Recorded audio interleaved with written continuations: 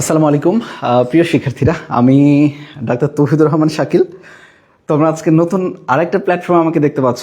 মূলত আমাদের ফাহাদ ভাইয়ের যেই পেজে তোমরা আজকে আমাকে মূলত দেখতে পাচ্ছ, এবং আজকে তোমাদের সাথে আলোচনা করব। তোমরা দেখতে পাচ্ছ যে আজকে মূলত আমরা ঢাকা বিশ্ববিদ্যালয়ের রিটেন প্রশ্ন নিয়ে আলোচনা করব। ফাহাদ ভাই তোমাদের 5টা ক্লাসের একটা চমৎকার রুটিন দিয়েছিল। সেই রুটিন থেকে একটা চেয়ে ভাবলাম যে একটা ক্লাস তোমাদের সাথে নেওয়া যায় কিনা। সো আজকে একটা ক্লাস তোমাদের সাথে নিব ইনশাল্লাহ। আজকে তোমরা জানো যে তোমাদের সাথে মূলত 3টা অধ্যায় মূলত আমরা আলোচনা করব। 3টা অধ্যায়ের মধ্যে একটা হচ্ছে প্রাণের বিভিন্নতা শ্রেণীবিন্যাস, এরপর আলোচনা করব শ্বসন এবং শ্বাসকৃতি, এবং সবার শেষে আলোচনা করব চলন এবং অঙ্গচালনা। সো তোমরা আমার কথা ঠিক মতো শুনতে পাচ্ছ কিনা এবং দেখতে পাচ্ছ কিনা একটু কাইন্ডলি জানাও, আর সব একটু কমেন্টসে একটু জানিও আর কি, কে কে দেখছো, কে কোথা থেকে দেখছো। নতুন একটা এক্সপিরিয়েন্স মূলত ফাহাদ ভাইয়ের পেজে ক্লাস নেওয়ার ক্ষেত্রে।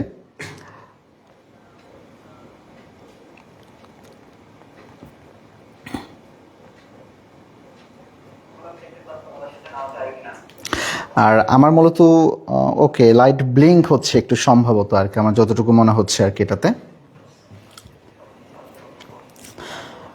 সবাই একটু কমেন্ট বা শেয়ার করে একটু জানি তো কোনো সমস্যা হচ্ছে কিনা আর কি এটাতে। ওকে,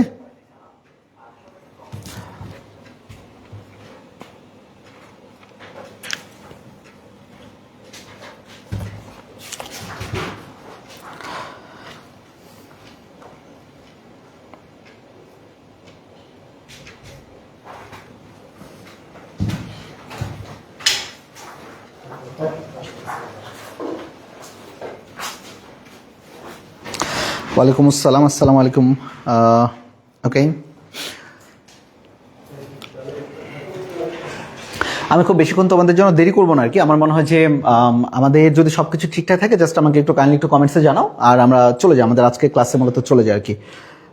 দেরি না করে যত দ্রুত সম্ভব আমরা ক্লাসে যেতে পারি তত আমাদের জন্য ভালো আর কি এটাতে। ওকে, আর আমরা চলে যাই আমাদের আজকে ক্লাসে। আচ্ছা, আমার মনে হয় যে আমরা সরাসরি আজকে আলোচনায় চলে যাই আর কি। আসসালামু আলাইকুম। DMC roll number 33। ওয়ালাইকুম আসসালাম। ফাহিম আসসালামু আলাইকুম ভাইয়া। ওয়ালাইকুম আসসালাম। দীপ আসসালামু আলাইকুম ভাইয়া। আমি HSC 27 ফ্রম রাজশাহী কলেজ। ও আচ্ছা, আমার পরিচয় দেওয়া হয় নাই পুরোটাভাবে। আমি মূলত রাজশাহীর মানুষ। আমি রাজশাহী কলেজের এক্স স্টুডেন্ট। আমি RC 15 ব্যাচে ছিলাম, অ্যান্ড রাজশাহী কলেজ থেকে পরবর্তীতে আমি যশোর মেডিকেল থেকে আমি আমার MBBS কমপ্লিট করেছি, এবং এই তো চলছে সব কিছু আর কি আলহামদুলিল্লাহ। এবং অফলাইনে তো পড়াচ্ছি যশোরেই অনেকদিন ধরে আর কি এটাতে। ওকে, রাজশাহী কলেজে বাচ্চা কাচ্চারা। সো রাজশাহী আমার ভালোবাসার জায়গা, প্রাণের জায়গা। সামনের সপ্তাহ রাজশাহীতে যাবো ইনশাল্লাহ আর কি, নিজের জন্মভূমি রাজশাহীতে আর কি। চলো আমরা তাহলে শুরু করে দিই। তোমাদের প্রাণী বিভিন্নতা এবং শ্রেণীবিন্যাস নিয়ে যখন আমি কথা বলছি, তাহলে প্রাণী বিভিন্নতা এবং শ্রেণীবিন্যাস নিয়ে যখন আমরা প্রশ্ন অ্যানালাইসিস করলাম, তখন কিন্তু আমরা মূলত 7টা প্রশ্ন পেয়েছি। অর্থাৎ ঢাবি রিটেনের ক্ষেত্রে 7টা প্রশ্ন এসেছে মূলত প্রাণী বিভিন্নতা এবং শ্রেণীবিন্যাস থেকে। এবং এর মধ্যে সবচেয়ে কমন যেই ফ্যাক্ট, সেই ফ্যাক্ট হচ্ছে কোথায় জানো? ওই যে আমাদের পর্ব রয়েছে না, যে আমাদের প্রধান পর্ব রয়েছে, এই পর্বগুলোর বৈশিষ্ট্যগুলো তোমাকে ভালো করে পড়তে হবে। সো ফার্স্ট প্রায়োরিটি তোমাকে পর্বগুলোর বৈশিষ্ট্য ভালো করে পড়তে হবে। এবং 2 নাম্বার প্রশ্ন সবচেয়ে বেশি এসেছে যেটা থেকে, সেটা হচ্ছে তোমাদের বিভিন্ন বৈজ্ঞানিক নাম। তাহলে আজকে মূলত আমরা সেই জিনিসগুলো নিয়ে দেখবো। আর যে কয়টা প্রশ্ন আসছে আমরা তো সেটা কিভাবে লিখবো সেটা তো সলভ করে শেখাবোই, সাথে সাথে যেটা এক্সট্রা এবং গুরুত্বপূর্ণ জিনিস যেটা পরীক্ষাতে আসতে পারে, সেটাও আমরা তোমাদের আজকে এটা দেখাবো কিভাবে আমরা পরীক্ষার হলে লিখবো আর কি। আর হ্যাঁ, তোমরা মূলত জানো যে তোমাদের এখানে মূলত প্রশ্ন থাকবে কয়টা? এখানে প্রশ্ন থাকবে মূলত তোমাদের 4টা। রিটেনের ক্ষেত্রে 4টা প্রশ্ন থাকে আর কি। ওকে, এবং প্রত্যেকটাতে চেষ্টা করবে মিনিমাম যাতে 5টা করে বৈশিষ্ট্য তুমি লিখতে পারো। তাহলে 5টা করে লিখলে বেশ ভালো একটা নাম্বার তুমি ক্যারি করতে পারবে। ওকে, যদি বা গতদিন ফাহাদ ভাই তোমাদেরকে বলে দিয়েছেন যে কিভাবে লিখতে হবে আর কি, এই জন্য মার্কস ডিস্ট্রিবিউশনের ক্ষেত্রে আমি আর গেলাম না তোমাদের। ওকে, চলো HSC 26 ঝিনাইদহ থেকে দেখছো আর কি। আচ্ছা চলো, ফার্স্ট অফ অল আমাদের দিকে যে জায়গাটাতে আমরা যাবো, তোমরা দেখতে পাচ্ছ, দেখো এখানে লেখা রয়েছে পরিফেরা এবং একাইনোডার্মাটা পর্বের 2টি করে পার্থক্যকরণ বৈশিষ্ট্য এবং 1টি করে উদাহরণ দাও। যেহেতু এখানে বলে দিয়েছে 2টি করে পার্থক্য, তাহলে আমাদের 2টি করে লিখতে হবে। এবং দেখো এখানে পরিফেরা এবং একাইনোডার্মাটা। তো আমি আজকে তোমাদের শুধুমাত্র সিকিউ না, সিকিউর সাথে সাথে একটু টান দিয়ে MCQ'রও কয়েকটা জিনিস আমরা দেখে ফেলবো আর কি। পরিফেরা তোমরা সবাই জানো, আমাদের যেটা পর্ব রয়েছে প্রধান বা মেজর পর্বের মধ্যে 1 নাম্বারটাকে বলা হচ্ছে পরিফেরা, রাইট? পোর মানে তোমরা জানো সেটা হচ্ছে ছিদ্র। তো এই পরিফেরাটা কি থাকে বলো তো? পরিফেরা যদি আমি সবচেয়ে গুরুত্বপূর্ণ জিনিস বলি, এদের দেখে কিছু ছোট ছোট ছিদ্র থাকে, যার নাম আমরা বলি অস্টিয়া। অস্ট্রেলিয়া না কিন্তু অস্টিয়া। ওকে, তাহলে অস্ট্রিয়া মানে পোর। আর একাইনোডার্মাটার সবচেয়ে গুরুত্বপূর্ণ যে জিনিস, পরীক্ষাতে যেটা সবচেয়ে বেশি আসে সেটা হচ্ছে সকল প্রাণী সামুদ্রিক। সকল প্রাণী সামুদ্রিক, এটা কিন্তু এমসিকিউ এ প্রচুর বেশি আসে। তাহলে দেখো, ফার্স্ট অফ অল ভিত্তি ছিল আমাদের প্রতিসাম্যতা ধরেছি। আমরা সবাই জানি যে পরিফেরা, পরিফেরা যেটা, এটা হচ্ছে প্রথম 1 নম্বর পর্বের ক্ষেত্রে, মেজর পর্বের ক্ষেত্রে এটা হচ্ছে অপ্রতিসাম্য, আর একানোডার্মাটা। একানোডার্মাটার ক্ষেত্রে দুইটা জিনিস সাধারণত আমি যদি তোমাদের এখানে একটু দেখাই, সেটা হচ্ছে এই যে দেখো, দেখা যাচ্ছে এটা হচ্ছে আমাদের একানোডার্মাটা এবং এটা হচ্ছে একটা তারা মাছ। তারা মাছের ক্ষেত্রে কি দাঁড়ায় বলো তো? এরা পঞ্চরীয় প্রতিসাম্য। কখন? যখন এরা পরিণত বয়সে হবে। আর যখন এরা বাচ্চাকাল থাকে, যখন টুনটুনি থাকে, তখন এরা মূলত থাকে কি বলো দেখি, সেটা হচ্ছে দ্বিপার্শ্বীয় প্রতিসাম্য। অর্থাৎ একানোডার্মাটা পর্বের প্রাণীগুলো পরিণত অবস্থায় মূলত কতরীয়? পঞ্চরীয়, এবং লার্ভা দশায় কোনটা? দ্বিপার্শ্ব প্রতিসম। এমসিকিউর জন্য কিন্তু বেশ ইম্পর্টেন্ট। চলে আসে এরপরে, একটাতে লেখা রয়েছে নালীতন্ত্র এবং আরেকটাতে লেখা রয়েছে পানিতন্ত্র। পরীক্ষাতে ভুল হওয়ার জন্য যথেষ্ট এই দুইটা জিনিস আর কি। নালীতন্ত্র মনে রাখবা, বৈশিষ্ট্যপূর্ণ নালীতন্ত্র থাকবে পরিফেরাতে। আর যদি কখনো বলা হয় পানিতন্ত্র, পানি সংবহন তন্ত্র, তাহলে সেটা হবে কিন্তু একানোডার্মাটাতে। তাহলে চলো, আমি এখানে কি বলেছি, দেহে সংবহন তন্ত্রের বিকল্প হিসাবে পানি প্রবাহের জন্য বৈশিষ্ট্যপূর্ণ কি তন্ত্র থাকে? নালীতন্ত্র থাকে। এটা খুবই গুরুত্বপূর্ণ। তাহলে পরিফেরাদের কি? নালীতন্ত্র থাকে। আর একানোডার্মাটাদের কি? পানি সংবহন তন্ত্র থাকে। তাহলে দেখো, দেহের ভিতরে সিলম থেকে সৃষ্ট অনন্য গড়নের গুরুত্বপূর্ণ জিনিস পানি সংবহন তন্ত্র দেখা যায়। তাহলে এদের নালীতন্ত্র, ওদের কি? পানি সংবহন তন্ত্র। গুড। চলে আসো, উদাহরণ যেহেতু চেয়েছে, সবচেয়ে পরিচিত উদাহরণটা দেওয়া হয়েছে এখানে, তুমি চাইলে তোমার নিজের মতো করে যোগ করতে পারো। দেখো, লেখা রয়েছে কি? জিলাটিনোজাম। কি জিলাটিনোজাম? সাইফা জিলাটিনোজাম। সাইফা জিলাটিনোজাম। আর এটা দেখো, লেখা রয়েছে একানোডার্মাটা। ওই যে জানি না, এই যে দেখো আমাদের মূলত কি তারা মাছের কথা, স্টার, এবং এটাতে লেখা রয়েছে কি? অ্যাস্টেরিয়াস রুবেন্স। অ্যাস্টেরিয়াস রুবেন্স। ওকে, তাহলে দেখো আমাদের মোটামুটি পরিফেরা এবং একানোডার্মাটার পর্বের যে বৈশিষ্ট্য সেটা মোটামুটি কমপ্লিট। ওকে, আচ্ছা, এছাড়া আর কি কি হইতে পারে? এদের একটা গুরুত্বপূর্ণ জিনিস আমি বলি, যেটা পরিফেরা। পরিফেরাদের ক্ষেত্রে মেসোহিল থাকে। এটা এক্সট্রা চিহ্ন বা এক্সট্রা একটা ইনফরমেশন তোমাকে লিখে রাখো বা কাজে লাগতে পারে। তাহলে দেখো, পরিফেরাদের থাকে কিন্তু মেসোহিল। মেসোহিলটা কি? ওদের দুইটা লেয়ার থাকে, বুঝছো? পিনাকোডার্ম এবং কোয়ানোডার্ম। এই পিনাকোডার্ম এবং কোয়ানোডার্ম, এদের মাঝখানে একটা লেয়ার থাকে যেটাকে বলা হচ্ছে মূলত মেসোহিল। ঠিক যেরকমটি আমাদের নিডারিয়া রয়েছে না, নিডারিয়াদের ক্ষেত্রে আমরা কি দেখতে পাই বলো তো? মেসোগ্লিয়া দেখতে পাই, একটা অকোষীয় জেলির মতো একটা স্তর, সেটাকে বলা হয় মেসোগ্লিয়া। তাহলে দেখো, মেসোগ্লিয়া যদি বলা হয় মেসোগ্লিয়া, তাহলে হবে কোনটা বলো তো? নিডারিয়া। আর যদি বলা হয় মেসোহিল, তাহলে হবে কোনটা বলো তো? পরিফেরা। আশা রাখি এই প্রশ্নটা তোমরা বেশ ভালোভাবে বুঝতে পেরেছো আর কি। এরপরে, আসসালামু আলাইকুম। ওয়ালাইকুম আসসালাম। ওকে, আমাদের ঢাকা বিশ্ববিদ্যালয়ে কেউ রয়েছো? প্রণব, পৃথিবী থেকে দেখছো? হ্যাঁ, ভেরি গুড। আচ্ছা, আসসালামু আলাইকুম। ওয়ালাইকুম আসসালাম সবাইকে। ওকে,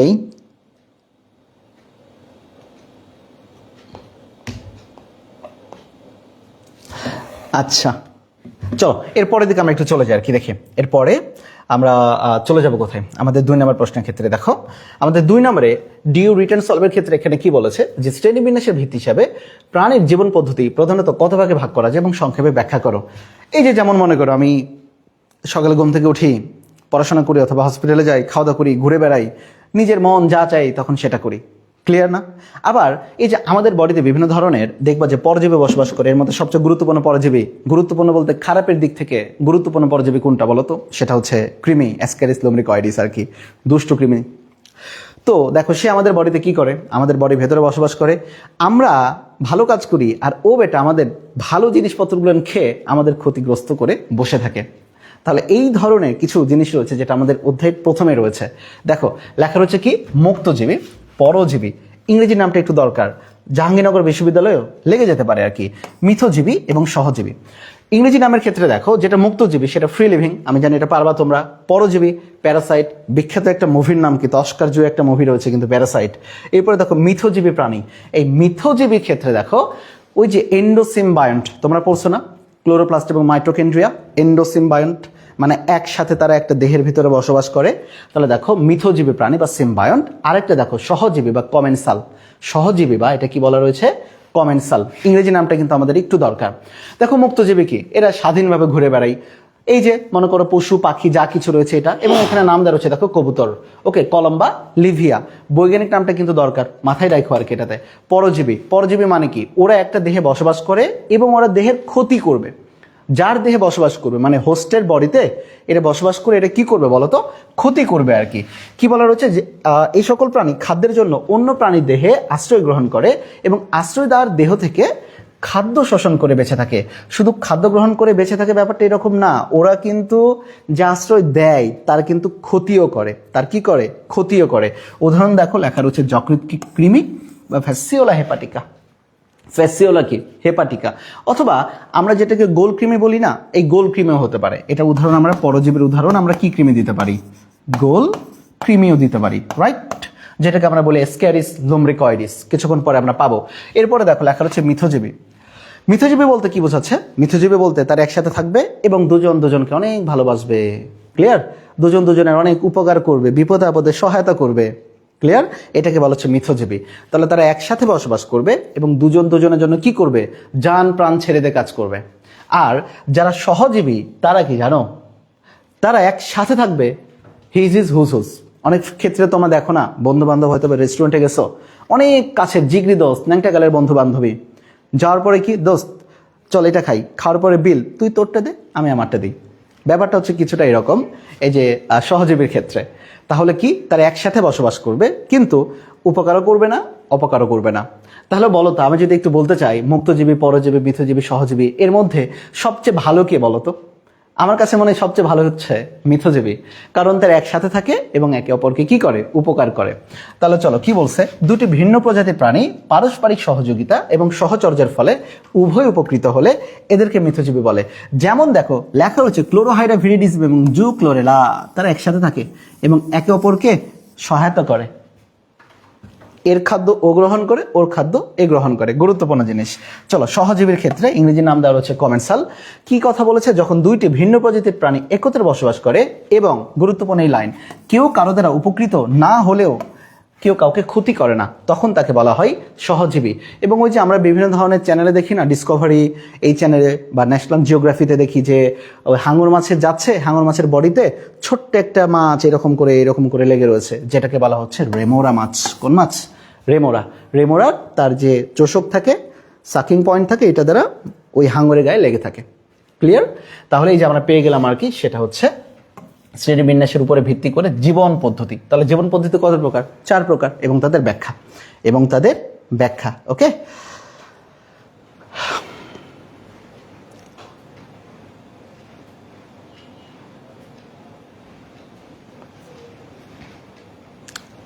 আচ্ছা, তোমাদের কারো কোনো প্রশ্ন থাকলে আমাকে একটু জানিও। হাসান বলেছে থ্যাংক ইউ। এই উগান্ডা থেকে মারিয়ানো রে, আই লাভ উগান্ডা, বুঝছো, উগান্ডা আমার মানে খুবই ফেভারিট দেশ। কেন ফেভারিট দেশ, দেখো উগান্ডার মধ্যে কিন্তু তোমাদের একটা স্টপ কোণ রয়েছে, সেটা হচ্ছে UGA, উগান্ডা, ওকে। তাহলে দেখো উগান্ডার মধ্যে প্রথমে দেখো UGA রয়েছে। UGA কি বলো দেখি আর কি, আমাদের স্টপ কোডনের মধ্যে পড়ে যাবে আর কি, UAA, UAG, UGA, ওই stop codon. I love this Uganda. চলো এরপরে দিকে আমরা একটু চলে যাই। তোমরা যারা ক্লাস করবে, ক্লাসের পরবর্তীতে এই স্লাইডটা তোমরা ইনশাল্লাহ পেয়ে যাবে আর কি। এটাতে দেখো এই যে বৈজ্ঞানিক নাম, ভাই রে ভাই, এই বৈজ্ঞানিক নামগুলো যে এতবার আসছে, এর মধ্যে সবচেয়ে গুরুত্বপূর্ণ যে জিনিস, বেটা গোল কৃমি। এই গোল কৃমি যে কবে পরীক্ষাতে আসে ওই কবে আসে বেটা। তাহলে দেখো গৃহমাছি কি, মুস্কা ডোমেস্টিকা। বাবারে তোমরা একটু বাসায় একটু প্র্যাকটিস করো, এটা তোমাদের প্র্যাকটিসের দরকার রয়েছে, একটু হাতে লিখবা অবশ্যই, ইতালিক অক্ষরে ট্রাই করবা আর কি, যাতে একটু বাঁকা হয় এবং নিচের দিকে যাতে টান দাও আর কি, ওকে। মুস্কা ডোমেস্টিকা। এরপরে দিকে চলে আসে আর কি, দেখো লেখা হচ্ছে গোল কৃমি আমাদের পরীক্ষাতে সবচেয়ে বেশি আসে। গোল কৃমিকে বলা হচ্ছে দেখো রাউন্ড এবং গোল কৃমিটা মূলত আমরা সবাই জানি নেমাটোডা। গোল কৃমিটা কোনটার ক্ষেত্রে আসে বলতো, নেমাটোডার ক্ষেত্রে। এসক্যারিস লুম্ব্রিকয়েডিস, এটা কিন্তু পরীক্ষাতে অনেকবার আসে, সো সামনে আসলে এটা আবারও আসতে পারে গোল কৃমির ক্ষেত্রে। তারপরে রুই মাছ আমরা জানি লেবেরোহিতা, পড়ানো কিছু নাই। দোয়েল, কপসাইকাস সেলুলারিস, দেখে নেবা বানানগুলো। গোখরা সাপ, না যা কি, এটা তো খুব ইজি, না যা, ওকে। চলো এরপরের দিকে একটু চলে আসি। আমাদের এটা তো গুরুত্বপূর্ণ, আমি তো দেখাই দিলাম। এরপরের দিকে আর কি আসছিল দেখো, আর্থ্রোপোডা পর্বের। কোন পর্বের? আর্থ্রোপোডা পর্বের প্রাণীর 5টি শনাক্তকারী বৈশিষ্ট্য লেখো। আর্থ্রোপোডা আমরা সবাই জানি মূলত দুনিয়াতে যত ধরনের পোকামাকড় রয়েছে, এই পোকামাকড়গুলো বেশিরভাগ ক্ষেত্রে আর্থ্রোপোডা। আর্থ্রোপোডাতে কি থাকে? সবচেয়ে পরিচিত জিনিস সেটা হচ্ছে আমাদের তেলাপোকার কথা আমরা বলতে পারি, ককরোচের কথা বলতে পারি। তাহলে দেখো আর্থ্রোপোডার ক্ষেত্রে তাদের সব কিছু থাকবে জোড়ায় জোড়ায় সন্ধিযুক্ত, পঞ্চাক্ষী থাকবে, অ্যান্টেনা থাকবে। গুরুত্বপূর্ণ জিনিস হচ্ছে কি জানো? তাদের দেহে হিমোসিল থাকবে। হিমোসিল মানে হিম মানে রক্ত, সিল মানে গহ্বর, মানে রক্তের গহ্বর থাকবে। আরেকটা জিনিস আমরা যেটা খেয়াল করতে পারি, তাদের রেচন অঙ্গ, কয়েকটা জিনিসের রেচন অঙ্গ খুব গুরুত্বপূর্ণ। যেমন নেফ্রিডিয়া। নেফ্রিডিয়া, নেফ্রন তো আমাদের কিডনির একক। নেফ্রিডিয়া হচ্ছে কাদের রেচন অঙ্গের একক জানো? তোমরা জানো সেটা, অ্যানেলিডা। আর একটা কি রয়েছে বলো তো? মালপিজিয়ান নালিকা। মালপিজিয়ান নালিকা কিন্তু এই বেটা আর্থ্রোপোডাদের আর কি, পোকামাকড়দের। ক্লিয়ার? তাহলে চলো আমরা একটু তেলাপোকার কথা চিন্তা করলে পেরে যাবো আর কি। দেখো দেখো সন্ধিযুক্ত উপাঙ্গ বিশিষ্ট, মানে সবকিছু জোড়ায় জোড়ায় আর কি। দ্বিপার্শ্বীয় প্রতিসম, অবশ্যই দ্বিপার্শ্বীয় প্রতিসম। এরা খণ্ডকায়িত এবং ট্যাগমাটা বিভক্ত। ট্যাগমাটা মানে কিন্তু অঞ্চলায়ন। ট্যাগমাটা মানে এটা কি? অঞ্চলায়ন। এদের অঞ্চলায়ন থাকবে, আমাদেরও অঞ্চলায়ন রয়েছে, ওদেরও অঞ্চলায়ন থাকে। যেমন কি আমাদের মস্তক একটা অঞ্চল, বক্ষ একটা অঞ্চল, উদর একটা অঞ্চল, ইত্যাদি ইত্যাদি অঞ্চল। দেখো মস্তকে এক জোড়া বা দুজোড়া অ্যান্টেনা থাকে, এই যে এরকম করে নড়াচড়া করে। এবং আমরা জানি সাধারণত অক্ষির বদলে থাকে একজোড়া পঞ্চাক্ষী। অক্ষির বদলে কি থাকে? একজোড়া পঞ্চাক্ষী। সবচেয়ে ভালো বোঝা যায় কোথায় জানো? ছোটবেলায় যখন ওই যে আমরা ফড়িং ধরতাম না, ফড়িংয়ের চোখে বোঝা যাইতো যে অনেকগুলো ছোট ছোট ছোট ছোট খোপ খোপ কাটা। চলো বহিকঙ্কাল কি নির্মিত? কাইটিন নির্মিত। তোমাদের এই কাইটিন এবং কিউটিকলের একটা পার্থক্য বলে দিই। কিউটিকল, কাইটিন এবং কিউটিকল, কাইটিন এবং কিউটিকল জাস্ট মনে রাখার জন্য, কোনো কঠিন কোনো কিছু না, মনে রাখবে। দেখো কিউট, কিউট মানে দেখবে সুন্দর নরম একটা ভাব রয়েছে, তাই না? তাহলে কিউটিকল, তাহলে যাদের দেহই তুমি দেখবে একটু নরম নরম রয়েছে তাদের দেহে থাকবে কিউটিকল, আর যাদের দেহ দেখবে একটু শক্ত শক্ত কঠিন তাদের হবে কাইটিন। ঠিক যেমনটা কি জিনিস দাঁড়াতে পারে আর কি। দেখো তুমি একটা জোকের কথা চিন্তা করো, জোকের দেহ কেমন বলো তো? নরম তুলতুলে না? তাহলে বলো জোকের দেহে কিসের আবরণ থাকবে? কিউটিকলের আবরণ থাকবে। কৃমি নরম না, তুলতুলে না? কিসের আবরণ থাকবে? কিউটিকলের আবরণ থাকবে। বাট তুমি একটু চলে আসো তো মলাস্কার ক্ষেত্রে শামুক বা ঝিনুকের কথা একটু চিন্তা করো তো, দেখবা যদি শামুকের কথা হয় তাহলে শামুকের ক্ষেত্রে কি আসবে বলো তো? আমাদের শামুকের বডি অনেক বেশি শক্ত না? তাহলে সেইখানে কি আর কিউটিকল থাকবে? সেখানে থাকবে মূলত কাইটিন। আবার চিংড়ির কথা চিন্তা করো, মানে যারা আর্থ্রোপোডা, চিংড়ির উপরের দিকে খোলসটা শক্ত না? তাহলে তাদের ক্ষেত্রে থাকবে কাইটিন। মানে কঠিন হলেই কাইটিন, কঠিন হলেই কি? কাইটিন। আর যদি একটু নরম তুলতুলে ভাব হয়, কিউট কিউট ভাব হয়, তাহলে সেটা হবে কি? কিউটিকল। ওকে, আচ্ছা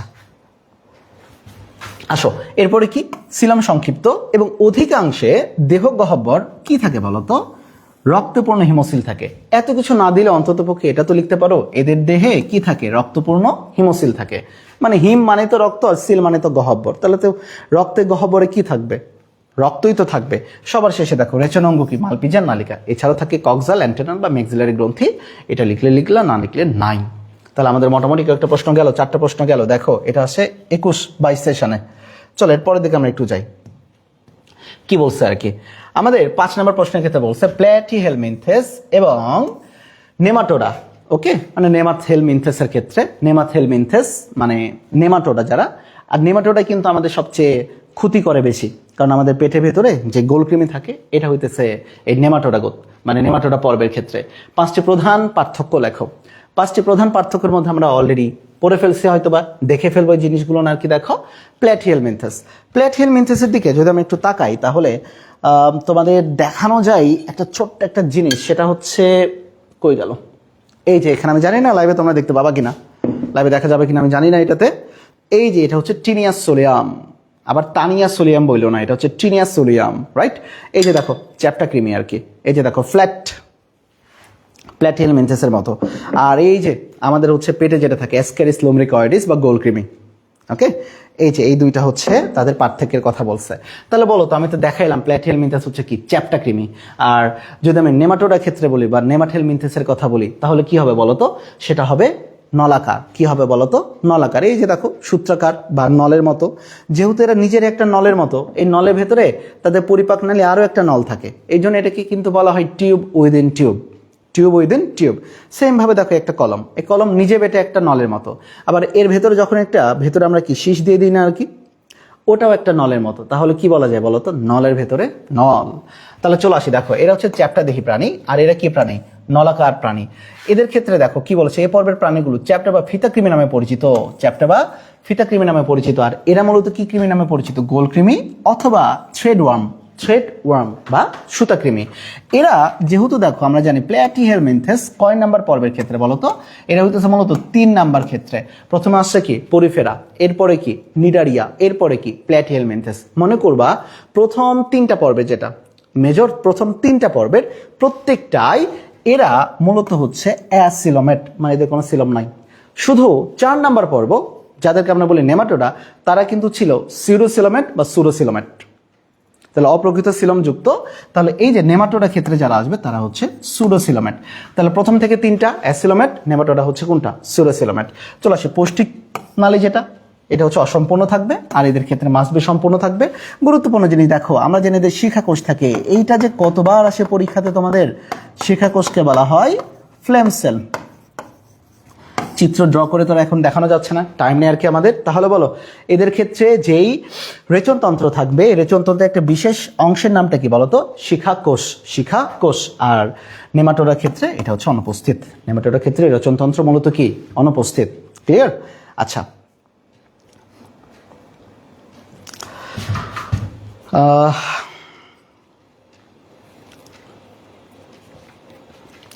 ডিএমসি রোল নাম্বার 33। আরে বাবা, ও তো রোল নাম্বারও ঠিক করে ফেলছে ডিএমসি ভাই। চলেন ভাই এরপরের দিকে আমরা একটু যাই ভাই, চলেন দেখি কি বলছে আর কি। এই যে আবারও বৈজ্ঞানিক নাম না, মূলত মানুষের শ্রেণীবিন্যাসের কথা বলেছে। শ্রেণীবিন্যাসটা আমার মনে হয় কিছু জানা বা না জানা, মানুষের শ্রেণীবিন্যাসটা জানা দরকার। গণ পর্যন্ত বলছে, জাস্ট লিখে দিছে, তেমন কিছু নাই। কর্ডাটা, ভার্টিব্রাটা, ম্যামালিয়া, প্রাইমেটস, হমিনিডি এবং হোমো। আর সবার শেষে কি স্পিসিস হইলে কি আমাদের হোমোস্যাপিয়েন্স বা হোমোস্যাপিয়েন্স, যেটা উচ্চারণ করি না কেন। আসো, এটা আমাদের গুরুত্বপূর্ণ না, এটা আমরা পড়ে ফেলতে পারবো খুব ভালোভাবে আর কি। এরপরে থেকে আমরা একটু আসি আর কি। এখানে আবারও সেই বৈজ্ঞানিক নামগুলো দিছে।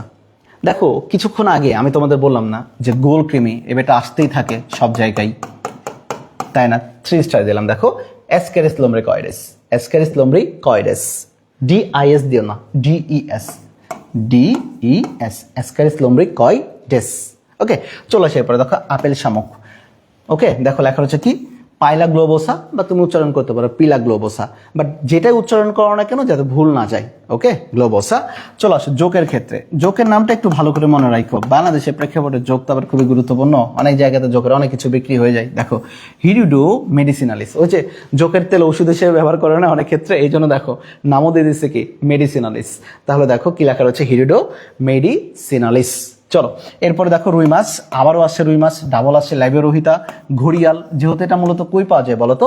এটা ঘড়িয়াল কিন্তু পাওয়া যাচ্ছে গঙ্গা নদীতে, মানে আমাদের এখানে পদ্মা, ওদের ওখানে গঙ্গা, এই জন্য দেখো লেখা হচ্ছে গাঙ্গাটিকাস, গ্যাভিয়ালিস গাঙ্গাটিকাস।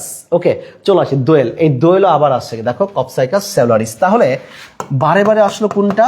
এই দোয়েল, মানে আবারও দিবে আমার মনে হচ্ছে কপসাইকাস সেলুলারিস। এরপরে দেখো রুই মাছ, আবারও দিবে ল্যাবিওরোহিতা। ওকে, এরপরে দেখো গোলকৃমি, আবারও দিতে পারে অ্যাসক্যারিস লম্ব্রিকয়েডেস।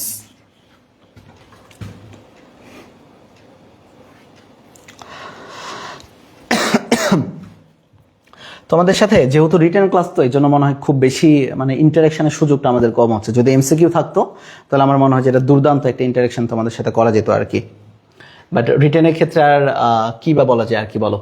আচ্ছা, সেটা হচ্ছে যে দেখো 7টা যে প্রশ্নের কথা বললাম, এই 7টা প্রশ্ন ঢাকা বিশ্ববিদ্যালয়ের রিটেন এখন পর্যন্ত এই অধ্যায় থেকে এসেছে। তাহলে তোমরা এতক্ষণ পর্যন্ত কি দেখলা? বেশিরভাগ প্রশ্ন বৈশিষ্ট্য থেকে এবং বেশিরভাগ প্রশ্ন বৈজ্ঞানিক নাম থেকে। এবং আজকে এই 7টার বাইরেও আমি তোমাদের জন্য কিছু স্পেশাল রিটেন প্রশ্ন সাজিয়েছি। আশা রাখি প্রশ্নের ভিতর থেকে আসা উচিত, আমার মনে হয় মাস্ট বি।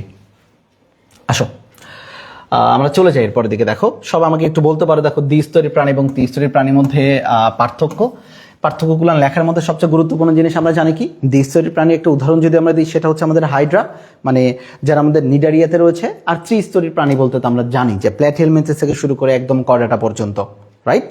এখন চলে আসো, যারা দ্বিস্তরী তাদের দুইটা ডাম থাকবে, একটা একটোডাম এবং এন্ডোডাম, আর এদের মাঝখানে একটা অকুশের তরল পদার্থ থাকবে যাকে আমরা বলি মেসোগ্লিয়া। মেসোগ্লিয়া কিন্তু নিডারিয়াদের ক্ষেত্রে প্রযোজ্য, মাথায় রেখো। আর মেসোহিল যদি কখনো আসে পরীক্ষাতে তাহলে সেটা কি দিবা বলো তো? তখন কিন্তু সেটা তোমাকে দিতে হবে পরিফেরা। আচ্ছা, আর যারা ত্রিস্তরীদের ক্ষেত্রে তিনটা লেয়ার, একটোডাম, মেসোডাম, এন্ডোডাম। ক্লিয়ার এতটুকু জিনিস মাথায় রাখতে হবে কিন্তু। ওকে, আসো তাহলে কি কথা বলেছে আর কি, এদের একটোডাম এবং এন্ডোডাম থাকে, এদের ক্ষেত্রে তিনটা লেয়ারই থাকবে, পড়াইলাম না এটাতে। খেয়াল করো, এদের একটো এবং এন্ডোর মাঝখানে জেলি সদৃশ মেসোগ্লিয়া থাকে। আর ত্রিস্তরী যারা তাদের তো মেসোগ্লিয়ার কোনো প্রশ্নই ওঠে না আর কি এটাতে। এরা কখনো টিস্যু বা অঙ্গ গঠন করতে পারে না, আর এরা টিস্যু বা অঙ্গ গঠন করতে পারে। গুরুত্বপূর্ণ জিনিস দেখো, নেমাটোসিস্ট কিন্তু থাকে হাইডাতে, তাই না? ওই যে থলের মতো যে অংশটা, যেখানে কিন্তু চাবুকের মতো বিদ্ধ হয়ে যেতে পারে সবকিছু আর কি, চাবুক ছুঁড়ে যে বিভিন্ন ধরনের ছোট ছোট ছোট কীটপতঙ্গকে খেয়ে ফেলতে পারে ইত্যাদি। তাহলে দেখো নেমাটোসিস্ট দংশন অঙ্গাণু যেটা, সেটা হচ্ছে হাইডার ক্ষেত্রে উপস্থিত। আর প্ল্যাটিহেলমিনথেস বা ত্রিস্তরী প্রাণী যারা বা আমাদের ক্ষেত্রে কোনো নেমাটোসিস্ট নাই। পলিপ এবং মেডুসা দশা, এই যে দশাটা আর কি স্থির দশা বা চলনশীল দশা, এই দশাটা শুধুমাত্র কাদের থাকবে? সেটা হচ্ছে মূলত আমাদের 2 নম্বর পর্ব, মেজর পর্ব, যেটা আমাদের নিডারিয়াদের ক্ষেত্রে থাকবে, মানে হচ্ছে দ্বিস্তরী প্রাণীদের ক্ষেত্রে থাকবে। আর পলিপ বা মেডুসা দশা ত্রিস্তরী প্রাণীদের ক্ষেত্রে অনুপস্থিত। আর আমরা জানি ত্রিস্তরী প্রাণীদের ক্ষেত্রে যেহেতু মেসোডাম থাকে, মেসোডাম উদ্ভূত একটা পর্দা থাকে যার নাম পেরিটোনিয়াম পর্দা। তাহলে কি পর্দা বলো তো? মেসোডাম উদ্ভূত পেরিটোনিয়াম পর্দা। তাহলে পর্দার নামটা কি বলো? পেরিটোনিয়াম পর্দা। আর এই পেরিটোনিয়াম পর্দায় মূলত তৈরি হয় একটা গুরুত্বপূর্ণ দেহগহ্বর যার নাম হচ্ছে সিলম। যার নাম কি? সিলম। ওকে। আর যারা দ্বিস্তরী প্রাণী তাদের ক্ষেত্রে মূলত তো সিলম থাকে না, তাদের ক্ষেত্রে থাকে গ্যাস্ট্রোভাস্কুলার গহ্বর বা সিলেন্টেরন। এই গ্যাস্ট্রোভাস্কুলার গহ্বর, দেখো নামটা থেকে আমরা কিন্তু দুইটা জিনিস পাই। একটা হচ্ছে গ্যাস্ট্রো মানে পাকস্থলী রিলেটেড। গ্যাস্ট্রো মানে কি বলতো? পাকস্থলী রিলেটেড, তাই না? আর ভাস্কুলার মানে কিন্তু সংবহন বা পরিবহন, যেটাই বলি। ভার্বের মতো কিন্তু এত ভালো লেখা না আর কি আমার, বুঝছো? একটু পচা পচা লেখা আর কি আমার। তাহলে গ্যাস্ট্রোভাস্কুলার সংবহন মূলত মানে গ্যাস্ট্রোভাস্কুলার জিনিসটা দুইটা কাজ করতে পারে। গ্যাস্ট্রো মানে পরিপাক এবং ভাস্কুলার মানে সংবহন। তাহলে সিলেন্টেরন বা গ্যাস্ট্রোভাস্কুলার গহ্বর একসাথে দুইটা কাজ করবে, পরিপাকেরও কাজ করবে, সংবহনেরও কাজ করবে। আশা রাখি তোমাদের এই প্রশ্নটা কিন্তু বেশ গুরুত্বপূর্ণ এবং চলে আসতে পারে, কাজে চলে আসতে পারে আর কি, এটা আমাদের পরীক্ষাতে আসতেই পারে এটা। চলো এরপরে দেখে আমাদের কি আসতে পারে, এখানে লেখা দেখো মলাস্কা এবং অ্যানেলিডা বৈশিষ্ট্য। এটা কিন্তু আমরা এক্সট্রা ভাবে আলোচনা করেছি, কারণ মলাস্কা এবং অ্যানেলিডা এখন পর্যন্ত আসে নাই। আমার মনে হচ্ছে যে মলাস্কা এবং অ্যানেলিডা এইটাই পরীক্ষাতে আসার সম্ভাবনা সবচেয়ে বেশি এইবারে, কারণ বাকিগুলো চলে আসে, দুইটা গুরুত্বপূর্ণ আসে নাই। মলাস্কাদের অবশ্যই কিছু বৈশিষ্ট্য রয়েছে, বাট এর মধ্যে সবচেয়ে গুরুত্বপূর্ণ যে বৈশিষ্ট্যটা সেটা হচ্ছে মলাস্কাদের রক্ত সংবহন তন্ত্র। আমাদের আজমল স্যারের বই অনুসারে মলাস্কাদের রক্ত সংবহন তন্ত্রের ক্ষেত্রে আমাদের একটু মাথায় রাখতে হবে আর কি। ওকে, সেটা হচ্ছে অর্ধমুক্ত রক্ত সংবহন তন্ত্র, এটা কিন্তু পরীক্ষাতে আসে। আর অ্যানেলিডাদের রক্ত সংবহন তন্ত্র আমাদের মতো বদ্ধ রক্ত সংবহন তন্ত্র। কি বললাম বলতো? বদ্ধ রক্ত সংবহন তন্ত্র। আসো কি কথা বলেছে মলাস্কাদের ক্ষেত্রে আমাদের প্রথমেই মনে রাখতে হবে যে শামুকের ক্ষেত্রে, শামুকের বাইরে তো অনেক মানে শক্ত খোলস থাকে, বাট এটাতে একটা সময় নরম থাকে, বুঝছো? এই শক্ত খোলসটা একটা সময় নরম থাকে এবং এটা একটা নরম পর্দার মতো থাকে, যেটাকে আমরা বলতে পারি যে ম্যান্টল পর্দা। এই ম্যান্টল পর্দা পরবর্তীতে বিভিন্ন ধরনের চুনময় পদার্থ ক্ষরণ করে শেলে পরিণত হয়। শেল বলতে অবশ্যই তোমরা জানো যে বাইরে যে শক্ত একটা আবরণ সেটাতে। তাহলে চলো কি কি বলা হয়েছে। দেহ নরম, মাংসল, অখণ্ডকিত। আমরা জানি এটাতে সিলোমেট, মাস্ট বি সিলোমেট হবে, কারণ কি এটা হচ্ছে কয় নাম্বার পর্ব বলো? মেজর পর্ব হচ্ছে 5 নাম্বার। আর আমরা কি জানি 1 থেকে 3 নম্বর হচ্ছে অ্যাসিলোমেট, 4 নম্বর সিডোসিলোমেট, আর 5 থেকে শুরু করে সব ইউসিলোমেট বা সিলোমেট। তাহলে দেখো সিলোমেট অধিকাংশ দ্বিপার্শ্ব প্রতিসম, ব্যতিক্রম হচ্ছে গ্যাস্ট্রোপোডা।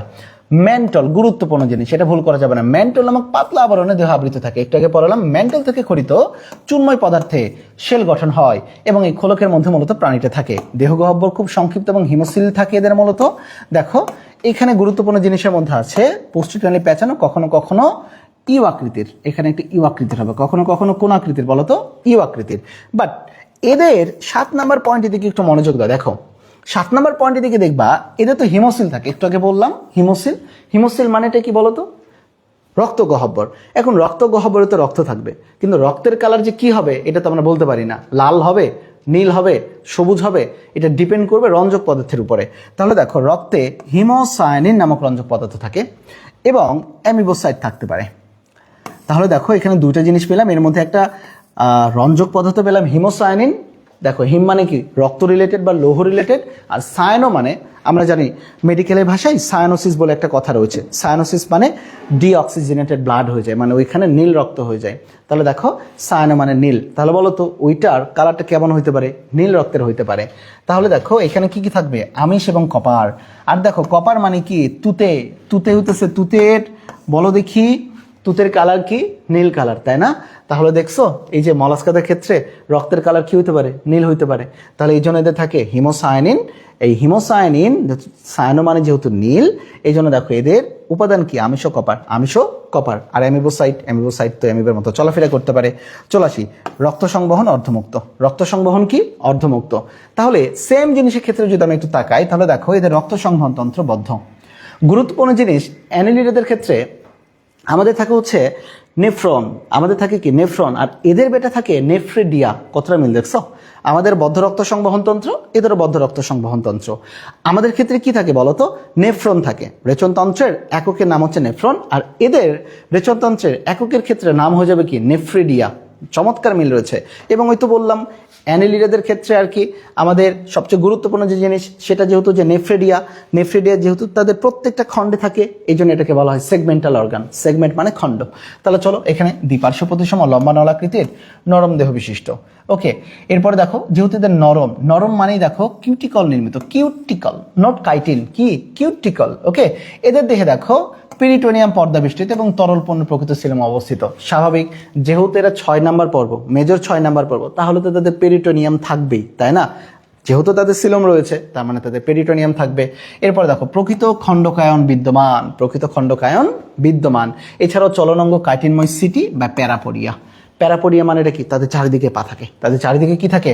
পা থাকে। গুরুত্বপূর্ণ জিনিস এখানে দেখো 7 নাম্বার, দেহের প্রতিটি খণ্ডকে অবস্থিত নেফ্রিডিয়া, আবারও মনোযোগ দাও, নেফ্রিডিয়া নামক প্যাঁচানো নালিকা প্রধান রেচনাঙ্গ হিসেবে কাজ করে। এই জন্য নেফ্রিডিয়াকে বলা হয় সেগমেন্টাল অর্গান। তাহলে এটা ভুল করা যাবে না ভাই, এটা ভুল করা যাবে না। তাহলে এদের রেচনাঙ্গের প্রধান হিসেবে কাজ করে কোনটা? নেফ্রিডিয়া। আর যেহেতু নেফ্রিডিয়া প্রত্যেকটা খণ্ডে থাকে, এই জন্য এটাকে বলা হয় segmental organ, segmental organ. Right? তাহলে এখান থেকে আমি যদি 5টাও লিখে দিই, 5টার ক্ষেত্রে কি? এদের দেহ লম্বা, নলাকার হইতে পারে এবং নরম। নরম হলে সেটা অবশ্যই কিউটিকল নির্মিত। কি নির্মিত? কিউটিকল নির্মিত। এদের চলনাঙ্গ সিটি বা প্যারাপোডিয়া। প্যারাপোডিয়া বলতে তাদের চারিদিকে কি থাকবে? পা থাকবে, পেশল প্যারাপোডিয়া। রক্ত সংবহন তন্ত্রবদ্ধ। এরপরে 5 নাম্বারের ক্ষেত্রে আমরা কি দিতে পারি? রেচনতন্ত্রের প্রধান অংশ হিসেবে কাজ করবে কোনটা বলো দেখি? নেফ্রিডিয়া। এবং যেহেতু নেফ্রিডিয়া প্রত্যেকটা খণ্ডে থাকে, এই জন্য এদেরকে বলা হয় সেগমেন্টাল অর্গান, সেগমেন্টাল অর্গান। উদাহরণের ক্ষেত্রে দেখো মলাস্কা, এটা হচ্ছে পাইলা গ্লোবোসা এবং অক্টোপাস ম্যাক্রোপাস। খুবই গুরুত্বপূর্ণ, ভুল করা যাবে না, এগুলো আসতে পারে। আবার সেই যোগ হিরিডো মেডিসিনালিস এবং মেটাফিট পোস্টোমা। এইবার পরীক্ষাতে কেঁচোটা দেওয়া উচিত আমার মনে হয়। কেঁচোটা না দিলে কেমন যেন লাগে আর কি। বৈজ্ঞানিক নাম হিসেবে কেঁচো আমি মনে করি ও এটা যোগ্য, মেটাফিট পোস্টোমা।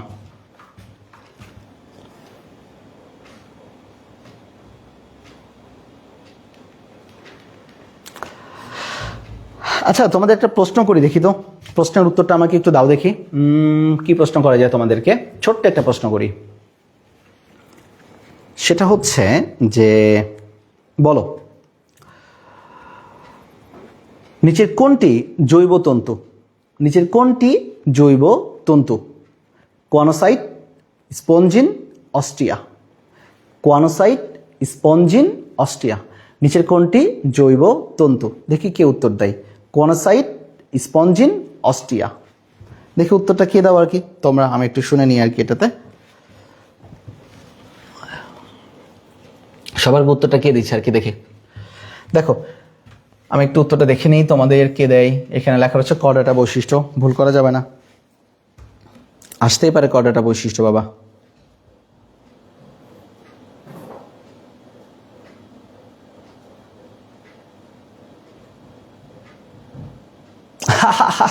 আচ্ছা, ব্যাপার হচ্ছে দেখো, মানে ফাহাদ ভাইয়ের মতো আমি তো এত মজা দিতে পারবো না রে ভাই, তাই না বলো? আজকে তো আমাদের এখানে প্রথম মানে ক্লাস নিচ্ছি, হাগামতো পাবো কোথায়? হাগামতো এটা শুধুমাত্র একজনের জন্য প্রযোজ্য, বুঝছো? He is the creator of it. ওনার সাথে এই জায়গায় মিল হবে না বস। এই ওরা, ওনার ওরা, আমার ওরা ভাই, এই হাগামতুর ওরাতে আমি নাই ভাই। আমি মাপ চাই এইখানে, প্লিজ ভাই। এইখানে আমি মাপ চাই আর কি, বুঝছো? হ্যাঁ ওকে, অস্ট্রিয়া না, অস্ট্রিয়া উত্তর না। অস্ট্রিয়া উত্তর না আর কি। হাগুমুতু কই পায় আর কি বলো তো ভাই, উনি বস তো বস, এইখানে হাগুমুতু হবে না আর কি, বস আসছে আর কি, এটা বসের জন্যই থাক, ওনার ওটা সিগনেচার মার্ক না।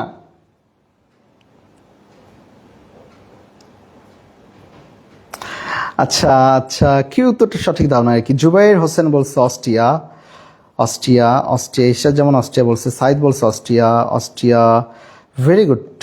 তাজওয়ার হোসেন ও বলছে স্পঞ্জিন, রাইট অ্যান্সার, ইয়েস।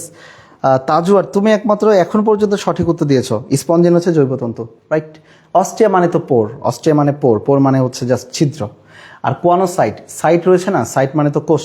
এখন কোয়ানোসাইট মানে এটা কি বলো তো, ফ্লাজেলাযুক্ত কোষ, ফ্লাজেলাযুক্ত কোষ, ওকে।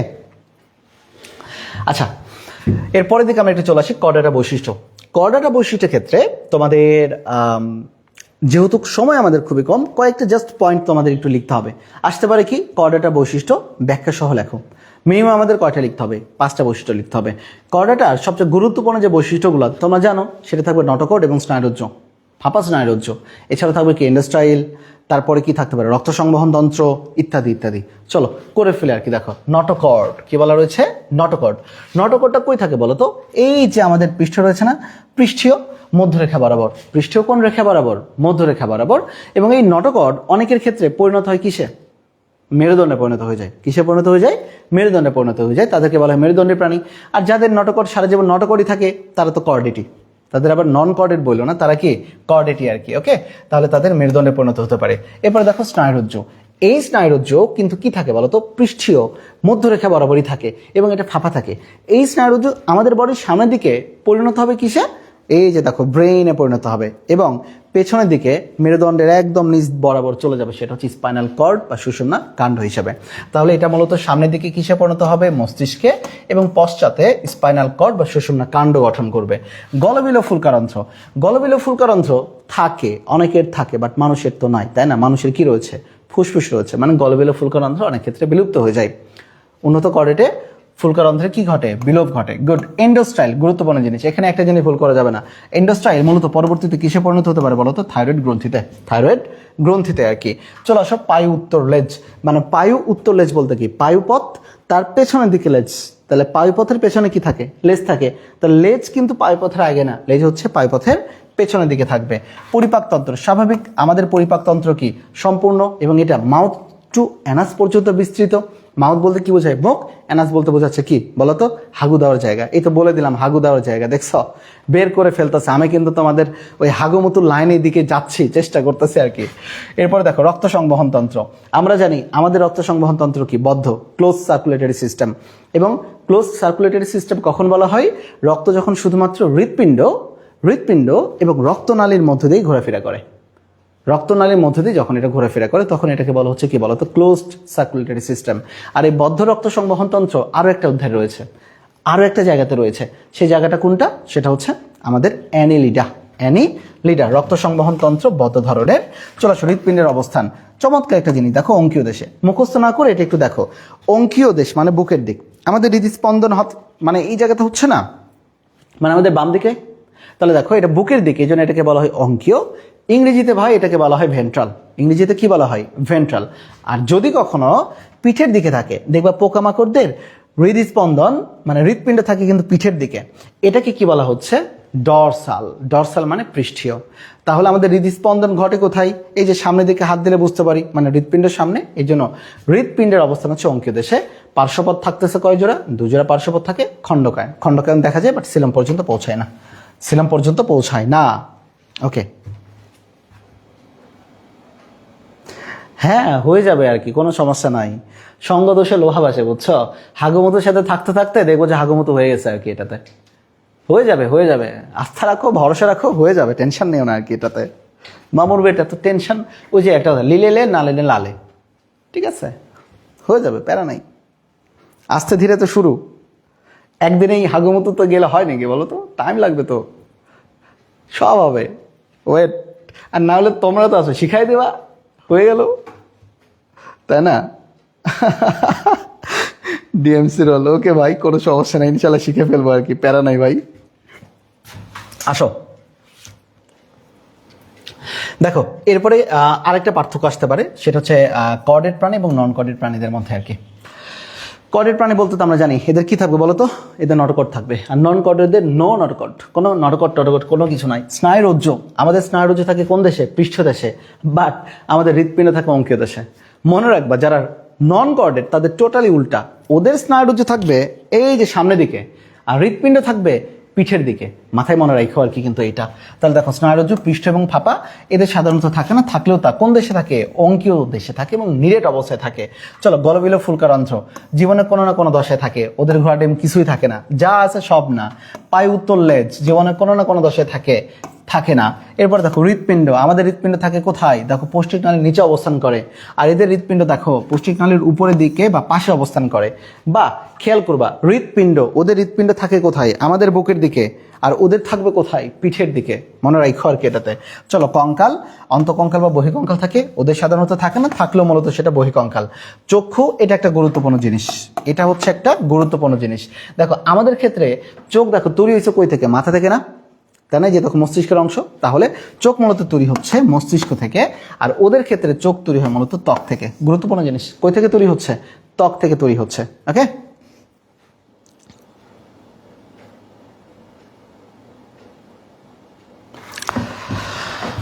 চলো এরপরের দিকে আমরা একটু চলে যাই, দেখি। আর চলে আসে নতুন আরেকটা অধ্যায় আর কি। অ্যাকচুয়ালি দেখো আজকে যারা তোমরা লাইভ দেখছো আমি জানি না তোমরা আদৌ কয়জন অ্যাডমিশন পরীক্ষার্থী রয়েছে, কালকে মেডিকেলের পরীক্ষার রেজাল্ট দিবে।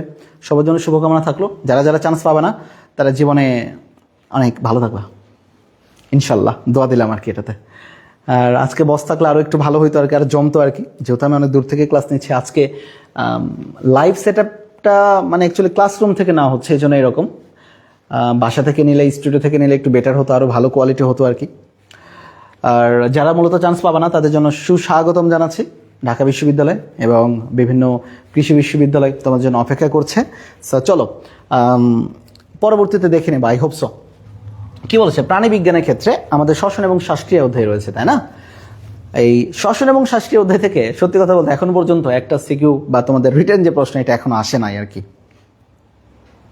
এখনো কোনো রিটেন প্রশ্ন পাওয়া যায়নি। তাহলে এখান থেকে কোন ধরনের প্রশ্ন আসতে পারে? প্রশ্ন আসতে পারে, সবচেয়ে গুরুত্বপূর্ণ হচ্ছে ধূমপায়ী এবং অধূমপায়ীর এক্সরের মধ্যে পার্থক্য কি? আমার কাছে মনে হয় যদি দেয় তাহলে এই প্রশ্নটা সবার আগে দেবে। সবচেয়ে বড় জিনিস দেখো, সিগারেটের ধোঁয়া যেরকম হয়, যারা ধূমপায়ী তাদের যে এক্সরে, ওই এক্সরেটাও দেখবা ওই ওদের মতোই ঘোলাটে ঘোলাটে হয় আর কি, ছোপ ছোপ ছোপ ছোপ দাগযুক্ত হয় আর কি। এটাতে বোঝা গেছে এটাতে। তাহলে যারা মূলত বলে না যে কালো জগতের ভালো, কালো জগতের ভালো, তাহলে যারা মূলত সিগারেট খায় না তাদের এক্সরে ফিল্মটা হবে টোটালি কালো। আর যারা সিগারেট খায় তাদের এক্সরে ফিল্মটা হবে কেমন জানো? একদম সিগারেটের ধোঁয়ার মতো, যেরকম ধোঁয়াশে থাকে, ছোপ ছোপ ছোপ ছোপ দাগযুক্ত হবে আর কি এটাতে। এটা হচ্ছে সবচেয়ে মানে ভাইটাল একটা পার্থক্য আর কি। চলো আমরা যাই। দেখো আমাদের কি লেখা রয়েছে? প্রশ্বাস এবং নিঃশ্বাসের মধ্যে পার্থক্য। এই পার্থক্যটা আমি তোমাদের একটু জাস্ট এইখানে দেখাই আর কি। দেখো তুমি প্রশ্বাস নাও, আর একটু ধরে ছেড়ে দাও। আমরা ক্লাসে একটা রিল্যাক্সেশন করে ফেললাম। তাহলে এই যে প্রশ্বাসটা নিলাম আমরা, এই প্রশ্বাসটা হচ্ছে দেখো নিতে তোমার কষ্ট লাগে, মানে এটা কিন্তু একটা সক্রিয় পদ্ধতি। ওকে, আর নিঃশ্বাস অটোমেটিক্যালি বের হয়ে যাচ্ছে, এটা একটা নিষ্ক্রিয় পদ্ধতি। আবার খেয়াল করবা এই প্রশ্বাসের ক্ষেত্রে আমাদের দুটা মাসেল কাজ করে, খুবই গুরুত্বপূর্ণ মাসেল। একটা হচ্ছে ইন্টারকোস্টাল মাসেল। ইন্টারকোস্টাল মানে কি? এই যে আমাদের বুকের পাঁজরের মাঝখানে মাঝখানে যে মাংসপেশিগুলো রয়েছে না, এটাকে বলা হচ্ছে ইন্টারকোস্টাল। ইন্টার মানে মধ্যবর্তীতে। ওকে, তাহলে ইন্টারকোস্টাল মাসেল। আর একটা রয়েছে ফ্রেনিক নার্ভ সাপ্লাই দেয়, তোমরা সবাই জানো কোন নার্ভ? Phrenic nerve. এই যে এখানে থাকে এইভাবে আর কি, ডোম আকৃতির হয়ে থাকে, সেটাকে বলা হচ্ছে ডায়াফ্রাম। তাহলে আমাদের ফুসফুসের জন্য সবচেয়ে গুরুত্বপূর্ণ দুটো মাসেল ইন্টারকোস্টাল পেশি এবং ডায়াফ্রাম। এই দুটো বেটে সংকুচিত হয়। এই দুটো যখন সংকুচিত হয় তখন আমাদের বুকের আয়তন বেড়ে যায়। বুকের আয়তন বাড়লে ফুসফুস তার আয়তন বাড়াতে পারে, ফলে প্রশ্বাস সংঘটিত হয়। তাহলে বলতো যখন আমরা প্রশ্বাস নিই তখন কি হয় বলতো? আমাদের ইন্টারকোস্টাল পেশি এবং ডায়াফ্রাম সংকুচিত হয়ে যায়। আর সংকুচিত হলে কি হয়?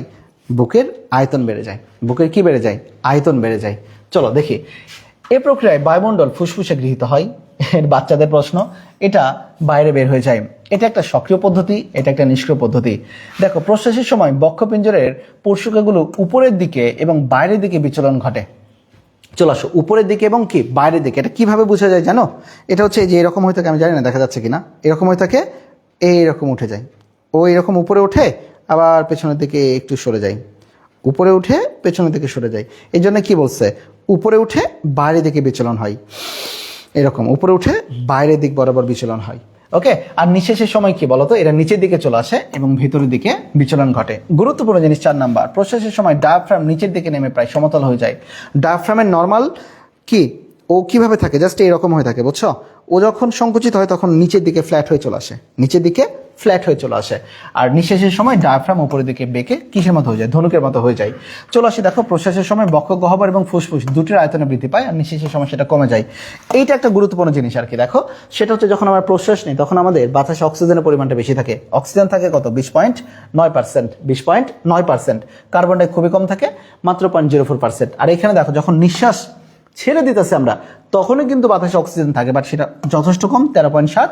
আর তখন কিন্তু কার্বন ডাইঅক্সাইড বেড়ে যায়, সেটা হচ্ছে 5.2। এটা এমসিকিউ এর জন্য বেশ গুরুত্বপূর্ণ। তাহলে প্রশ্বাস বাতাসে অক্সিজেনের পরিমাণ কত, 20, মনে রাখবে 20.9, 20.9।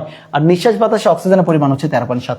নিঃশ্বাসে কত, 13.7, প্রশ্বাসে কত, 20.9, 20.9, 20.9। ওকে, আচ্ছা, বাকিটা আমাদের খুব বেশি লাগতেছে না আর কি এটাতে। চলো 5টা পড়লে হয়ে যাচ্ছে আর কি। এরপরে দিকে কি বলছে, এই যে আসল জিনিসটা চলে আসে, যদি রিটেন আসে তাহলে এটা আসার সম্ভাবনা সবচেয়ে বেশি, কোনো মিস করা যাবে না ভাই। এখানে খেয়াল করো, কনসেপ্ট একটাই, যে ভালো তার সবকিছুই কালো, মানে এটা হইতেছে ওই যে বুকের এক্সরে কালো আর কি।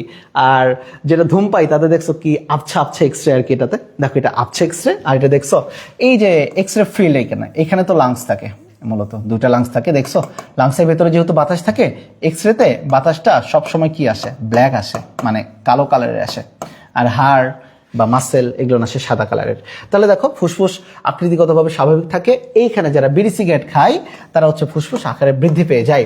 চলে আসি দেখো, এটা সম্পূর্ণ কালো থাকবে, আর এখানে কালো থাকবে না, ছোপ ছোপ ছোপ ছোপ দাগ থাকবে। দেখো, অসংখ্য ছোপযুক্ত দাগ থাকবে। অ্যালভেলাসের সংখ্যা স্বাভাবিক থাকবে, এখানে অ্যালভেলাসের সংখ্যা কি হয়ে যাবে, কমে যাবে।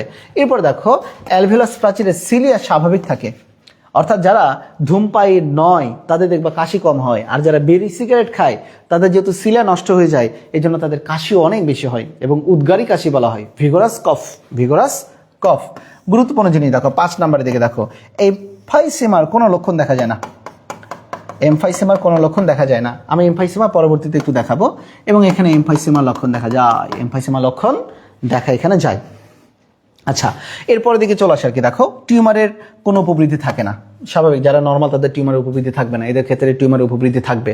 আবার দেখো, যারা মূলত বিড়ি সিগারেট খায় তাদের দেখবা অনেক সময় বলা হয় যে বুক থেকে পানি বের করছে, মানে তাদের প্লিউরাল ইফিউশন ঘটে। আমরা কি জানি প্লুরাটা কি বলতো, প্লুরাটা হচ্ছে ফুসফুসের যে একটা আবরণ থাকে, এই আবরণ। তাহলে এই প্লুরার ভেতরে পানি জমে, এটাকে বলা হয় প্লিউরাল ইফিউশন বা প্লুরাল ইফিউশন। ওকে, তাহলে এটা কাদের ক্ষেত্রে হবে, যারা বিড়ি সিগারেট খায় তাদের ক্ষেত্রে দেখবা পানি জমা শনাক্তকরণ করা যায়, আর এদের ক্ষেত্রে প্লিউরাল ইফিউশন শনাক্ত করা যায় না। চলো, এখানে লেখা রয়েছে ফুসফুস এবং হৃৎপিণ্ডের প্রচ্ছায়া কি থাকে, মূলত সমান থাকে। প্রচ্ছায়াটা কি জিনিস জানো, সেটা হচ্ছে যে আমি এই এক্সরেটার ক্ষেত্রে একটু দেখাই।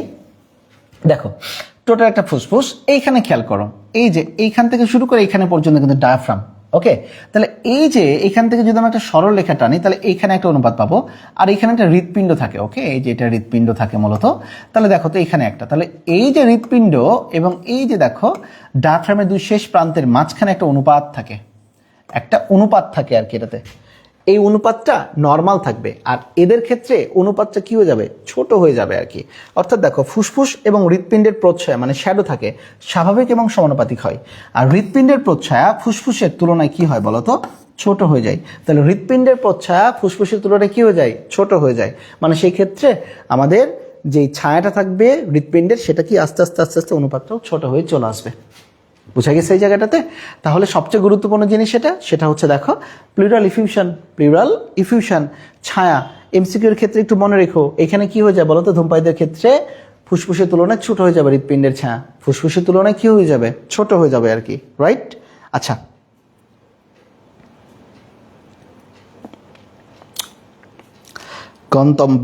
গন্তব্যের খোঁজ, অনেকগুলো আইডি। এই রাজশাহী থেকে কেউ দেখছো নাকি তোমাদের? রাজশাহী, দেন নাটোর, নওগাঁ, বগুড়া, চাঁপাইনবাবগঞ্জ, পাবনা, এই তো, কে কোথা থেকে দেখছো আর কি একটু বলো তো।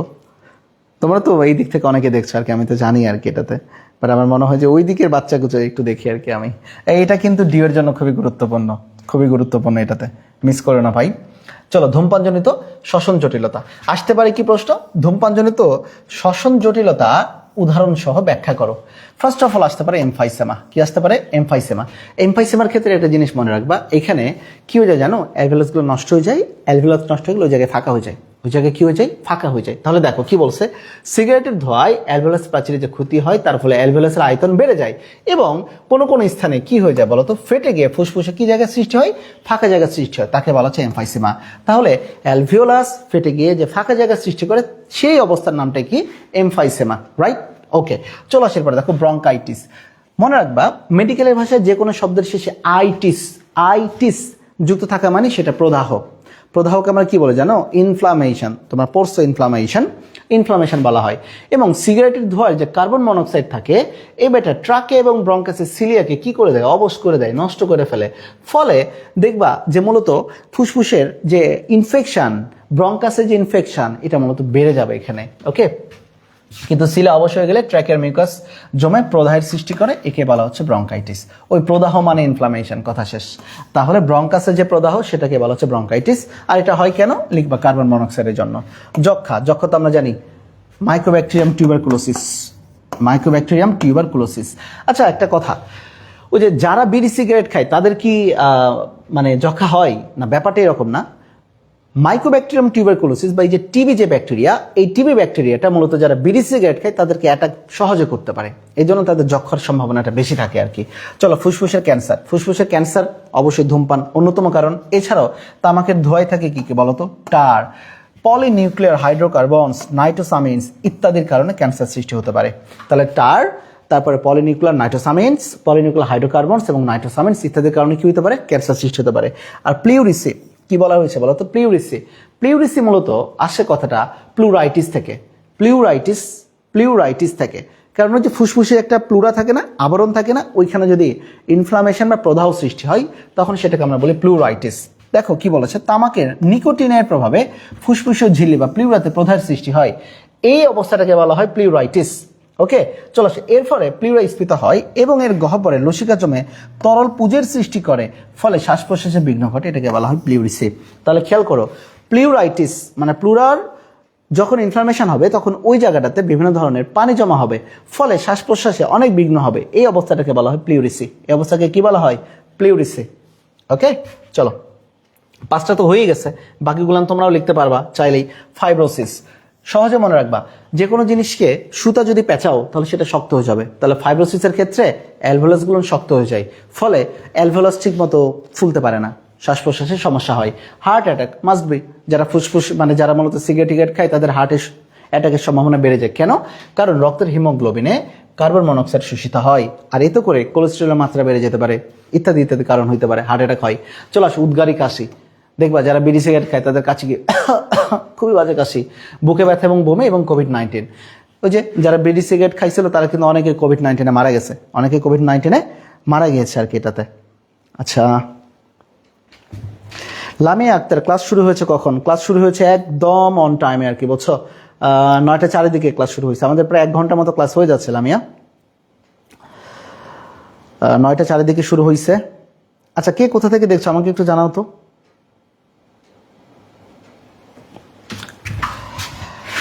এরপরে দিকে আমাদের কি রয়েছে? আচ্ছা, এই যে মাথায় হাত, মেডিকেলে চান্স পাইলে এরকম মাথায় হাত দিয়ে পড়াশোনা করতে হবে। চলন এবং অঙ্গচালনা। এই চলন এবং অঙ্গচালনা আমি কিন্তু আজকে খুবই দ্রুত ক্লাস নিচ্ছি, বুঝছো? কারণ তোমাদের অল্প টাইমের মধ্যে যেহেতু ঢাবির খুব বেশি সময় নাই, আর এই ক্লাসটা তোমাদের সবার জন্য লাগবেও না, খুবই অল্প টাইমের মধ্যে একদম মানে যতটুকু টানা যায় সেই টানা ট্রাই করতেছে, কিন্তু আমি এই জায়গাতে অনেক জোরে বলা লাগতেছে। চলন এবং অঙ্গচালনা থেকেও তোমাদের রিটেন ঢাবি প্রশ্নে এখন পর্যন্ত কোনো প্রশ্ন আমি খুঁজে পাইনি, তো না পেলে কি হয়েছে, আসতেও তো পারে। আমার কাছে মনে হয় এখান থেকে সবচেয়ে আসার মতো যেটা প্রশ্ন সেটা হচ্ছে যে অস্থি এবং তরুণাস্থির মধ্যে পার্থক্য। আর একটা হইতে পারে যে নিরেট অস্থি এবং স্পঞ্জি অস্থির মধ্যে পার্থক্য। এই দুটো জিনিস না আমার কাছে সবচেয়ে বেশি গুরুত্বপূর্ণ মনে হয়েছে আর কি এটাতে। তো যাই হোক, চলো আমরা দেখি কি করতে পারি আর কি। ভাইয়া আজকে ফাহাদ ভাই কি ক্লাস নেবেন না? না ভাই, আজকে ফাহাদ ভাইয়া ক্লাস নেবে না। ফাহাদ ভাইয়ের ছোট ভাই আজকে ক্লাস নিচ্ছে। আজকে ভাই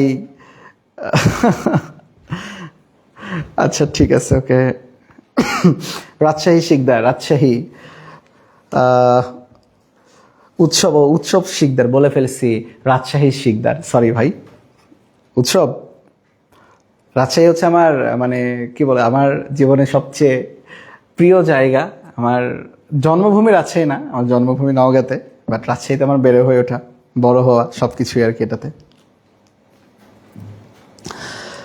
উম্মে হাবিবা ময়মনসিং থেকে দেখছে, তৌহিদ রাফি দেখছে রংপুর থেকে, যশোর থেকে, চট্টগ্রাম থেকে, ঢাকা থেকে মাহি, রংপুর 53 মিনিট আগে। হ্যাঁ,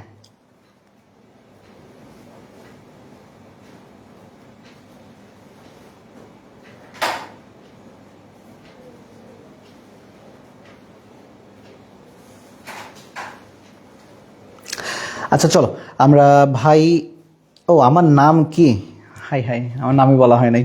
আচ্ছা, আমার নাম হচ্ছে ডাক্তার তৌহিদুর রহমান শাকিল। তোমরা দেখতে পাচ্ছ এখানে লেখা রয়েছে বায়োলজি লাভার্স। সো তুমি চাইলে বায়োলজি লাভার্সের পেজে বা গ্রুপে তুমি অ্যাড হইতে পারো আর কি। এখানে লেখা রয়েছে আমার গ্রুপ বা পেজের নাম, এখানে লেখা রয়েছে বসের গ্রুপ বা পেজের নাম। ওকে, তো যাই হোক, চলো আমরা, ভাইয়ার শ্বশুরবাড়ির রাজশাহী। আরে না বেটা, শ্বশুরবাড়ির রাজশাহী কেন বেটা, আমার নিজের এলাকার রাজশাহী। এটা কি গছ, শ্বশুরবাড়ির রাজশাহী নাকি? ওরে পোলাবান, কি মামুর বেটা কি বলছো, পাসতে পারছে না? হ্যাঁ, বললেই তো বলবি না যে বলছে। তো চলো এখানে একটু পড়ে দেখি কি বলেছে এই জায়গাতে। তোমরা এখানে কি দেখতে পাচ্ছ গো? এখানে দেখতে পাচ্ছ যে চলন এবং অঙ্গ চালনা। এই মাথায় যে তোমার যে কাউকে যে মেডিকেলের তোমাদের যে রেজাল্ট দেবে না, ওই রেজাল্ট দেওয়ার পরে মাথায় এরকম করে হাত রেখে তুমি বলবা যে হাই হাই সালা কি করেছি গো মামুর বেটা এই জায়গাতে। তো পাসতে পারছো না। আমাকে দেখে কি মনে হচ্ছে যে আমি মনে করি এদিকে নেই? শ্বশুর বাড়ি না গো আমার এই জায়গাতে, আমার নিজের বাড়ি এদিকে নওগাঁ রাজশাহী, ছেলে আমি। তুমি এরকম কিছু বলো না আর কি, ঠিক আছে? চলো আমরা একটু ক্লাসের দিকে যাই। আচ্ছা চলো ভাইয়া,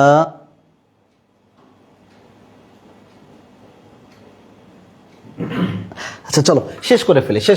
চলো, চলন এবং অঙ্গ চালনা। ওই যে একটা গান আছে না, যেতে যেতে পথে পূর্ণিমা রাতে চাঁদ উঠেছিল গগনে, তারপরে লাইন আর বলা যাবে না। যেতে যেতে পথে, এই পথে যেতে যেতে দেখি আর কি আমাদের হাড়ের কি অবস্থা আর কি। ওকে, অস্থি তরুণাস্থি, এই অধ্যায়গুলো আমি একটু দেখি আর কি। ডিউ প্রশ্ন আগেই বলে রাখতেছে, এটা কিন্তু ডিউ রিটেন সলভ। বাচ্চা কাচ্চা তোমাদের লাগবে, অবশ্যই লাগবে, কাজে লাগবে, এটাতে অবশ্যই কাজে লাগবে। কয়টা ক্লাস হয়েছে টোটাল? আচ্ছা, এর আগের দিন ফাহাদ ভাই প্রথম ক্লাস নিচ্ছে। ওই দিনে ছিল তোমাদের জুলজি 4 নাম্বার অধ্যায় এবং 11 নাম্বার অধ্যায়, মানে জেনেটিক্স আর রক্ত সংবহন তন্ত্র। আজকে আমি নিচ্ছি 3টা। সো তোমাদের এখন পর্যন্ত মাত্র 2টা ডিউ রিটেন ক্লাস হয়েছে আর কি এটাতে। ওকে, চলো শুরু করে দিই আর কি। বিসমিল্লাহ। খুব বেশি টাইম লাগবে না এটাতে, ছোট্ট একটা রয়েছে আর কি।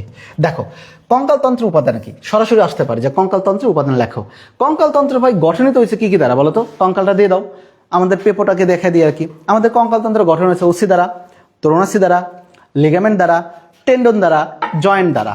ওকে, ওই যে একটা কথা আছে না, পাগলা মলম, জয়েন্টে জয়েন্টে ব্যথা, পয়েন্টে পয়েন্টে ব্যথা। তো এই হইতেছে কাহিনী। তাহলে আমাদের কঙ্কালতন্ত্র গঠন হচ্ছে কি দ্বারা বলো? এই যে এই বেটা অস্থি, এখানে তরুণাস্থি তো দেখানো যাইতেছে না, অস্থি তরুণাস্থি। এরপরে দেখো, এই যে দেখো প্রত্যেকটা জায়গায় জয়েন্টে জয়েন্টে ব্যথা, পয়েন্টে পয়েন্টে ব্যথা, এইটা। আবার লিগামেন্ট থাকে, টেন্ডন থাকে। তো এই পয়েন্টগুলো তুমি যদি লিখে দাও তাহলে হয়েই তো গেল। আমার কি বলা রয়েছে? অস্থি, তারপরে দেখো কমলাস্থি বা তরুণাস্থি বা কার্টিলেজ, লিগামেন্ট, টেন্ডন আর অস্থি সন্ধি বা জয়েন্ট। মনে রেখো, এর মধ্যে ভুল যাওয়ার মতো জিনিস হচ্ছে লিগামেন্ট এবং টেন্ডনের মধ্যে। দেখো আমার হাতের দিকে এখানে যদি আমি একটু তাকাই, আমি জানি না দেখা যাচ্ছে কিনা, এইরকম এই অ্যান্টিকিউবেটাল ফসা, যেটা এখানে একটা ফাঁকা জায়গা, এই জায়গাতে হাত দিলে তুমি দেখবা দড়ির মতো টানা যাইতেছে। এখানে দেখো দড়ির মতো টানা যাইতেছে আর কি এটাকে। এটা হচ্ছে টেন্ডন। টেন্ডন মানে টানাটানি, টেন্ডন মানে কি? টানাটানি। তাহলে টেন্ডন কার সাথে কারের সম্পর্ক ঘটাই? মনে রাখবা, হাড়ের সাথে কার? পেশির। ওকে, হাড়ের সাথে কি?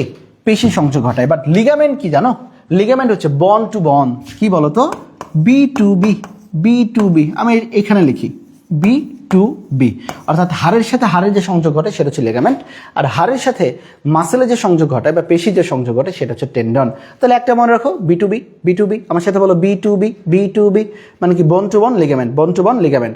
এবং সবচেয়ে গুরুত্বপূর্ণ লিগামেন্ট যেটা তোমাদের পরীক্ষাতে আসতে পারে এমসিকিউ এর জন্য গুরুত্বপূর্ণ, সেটা হচ্ছে এই যে দেখো নি জয়েন্ট, নি জয়েন্ট।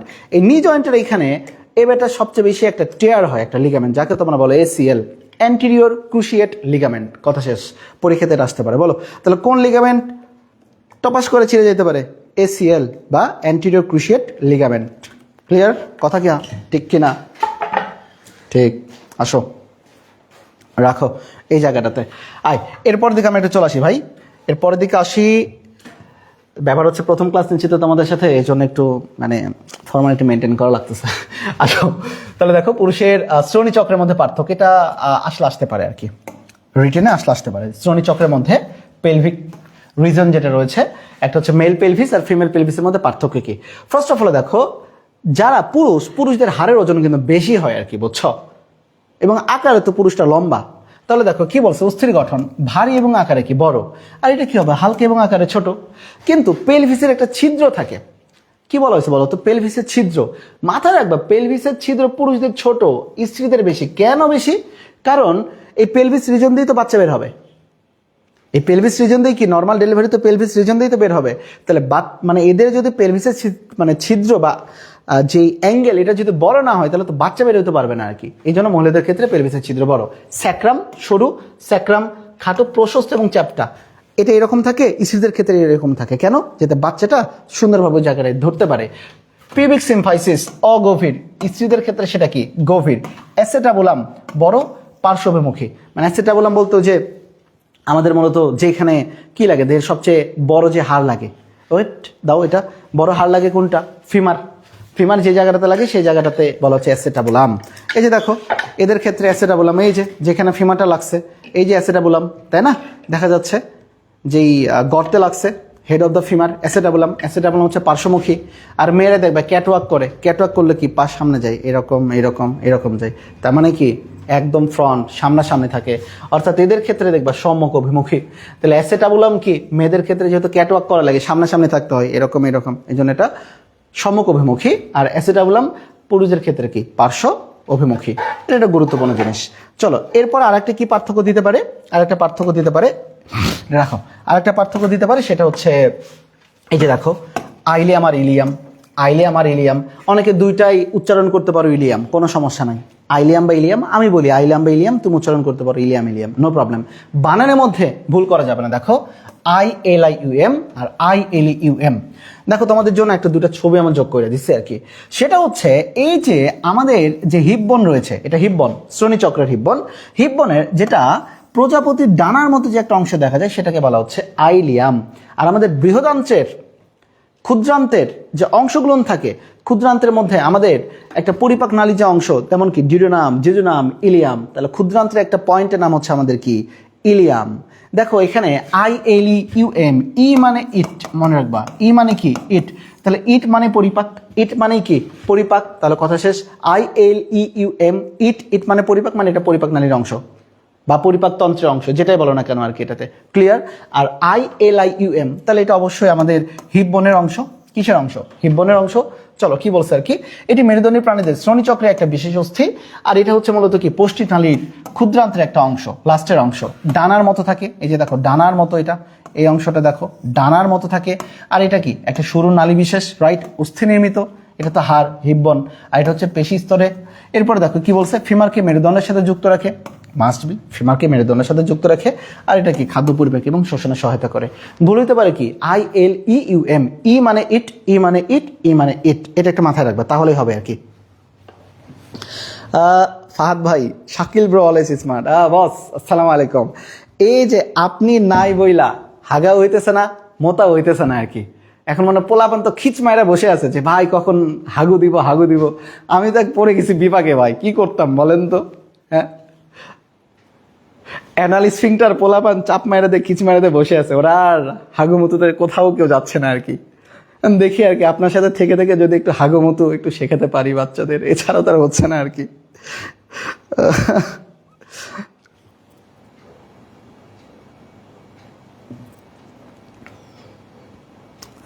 এই বাচ্চারা, এই ফাহাদ ভাই ক্লাস দেখতেছে, তোমাদের প্যারা নাই, তোমরা হাগুমুতু নিয়ে খুব বেশি চিন্তা করো না আর কি, ঠিক আছে? হবে হবে হবে, সব হবে, হাগুমুতু হবে। কারণ মুতু যদি না হয় তাহলে কিন্তু ঝামেলা, বুঝছো? বলো তো, এত যে পড়াশোনা করছো, দেখি তোমাদের একটা প্রশ্ন ধরি আর কি, এই হাগুমুতু নিয়ে। হাগু এবং মুতু তারা দুই ভাই, ওকে? দুইটাই খুবই গুরুত্বপূর্ণ পরিবারের জন্য, মানে দেহের জন্য। কিন্তু বলো তো, এই হাগু এবং মুতুর মধ্যে সবচেয়ে বেশি গুরুত্বপূর্ণ কোনটা, হাগু নাকি মুতু? দেখি সবার আগে কে উত্তর দেয়, ফাহাদ ভাই বাদে। হাগু নাকি মুতু, এটা কে উত্তর দেয় দেখি একটু।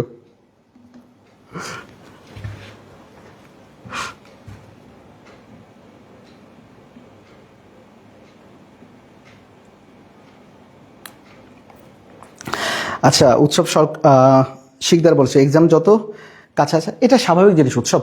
শোনো, ব্যাপারটা হচ্ছে এক্সামে ভয় লাগবে, এটা দুনিয়ার আদিকাল থেকে এটা আমরা ফিল করে আসছি, এবং এটা সবারই হয়, তোমার হয়, আমার হয়, সামনে আমার এফসিপিএস পরীক্ষা আমারও হবে। ব্যাপার না, সাহস খুবই দেওয়া যায়, বাট ব্যাপারটা হচ্ছে ভয় করো, বাট ওই ভয়টা যাতে তোমাকে খেয়ে না ফেলে, তাহলেই হবে, আর কিছু না।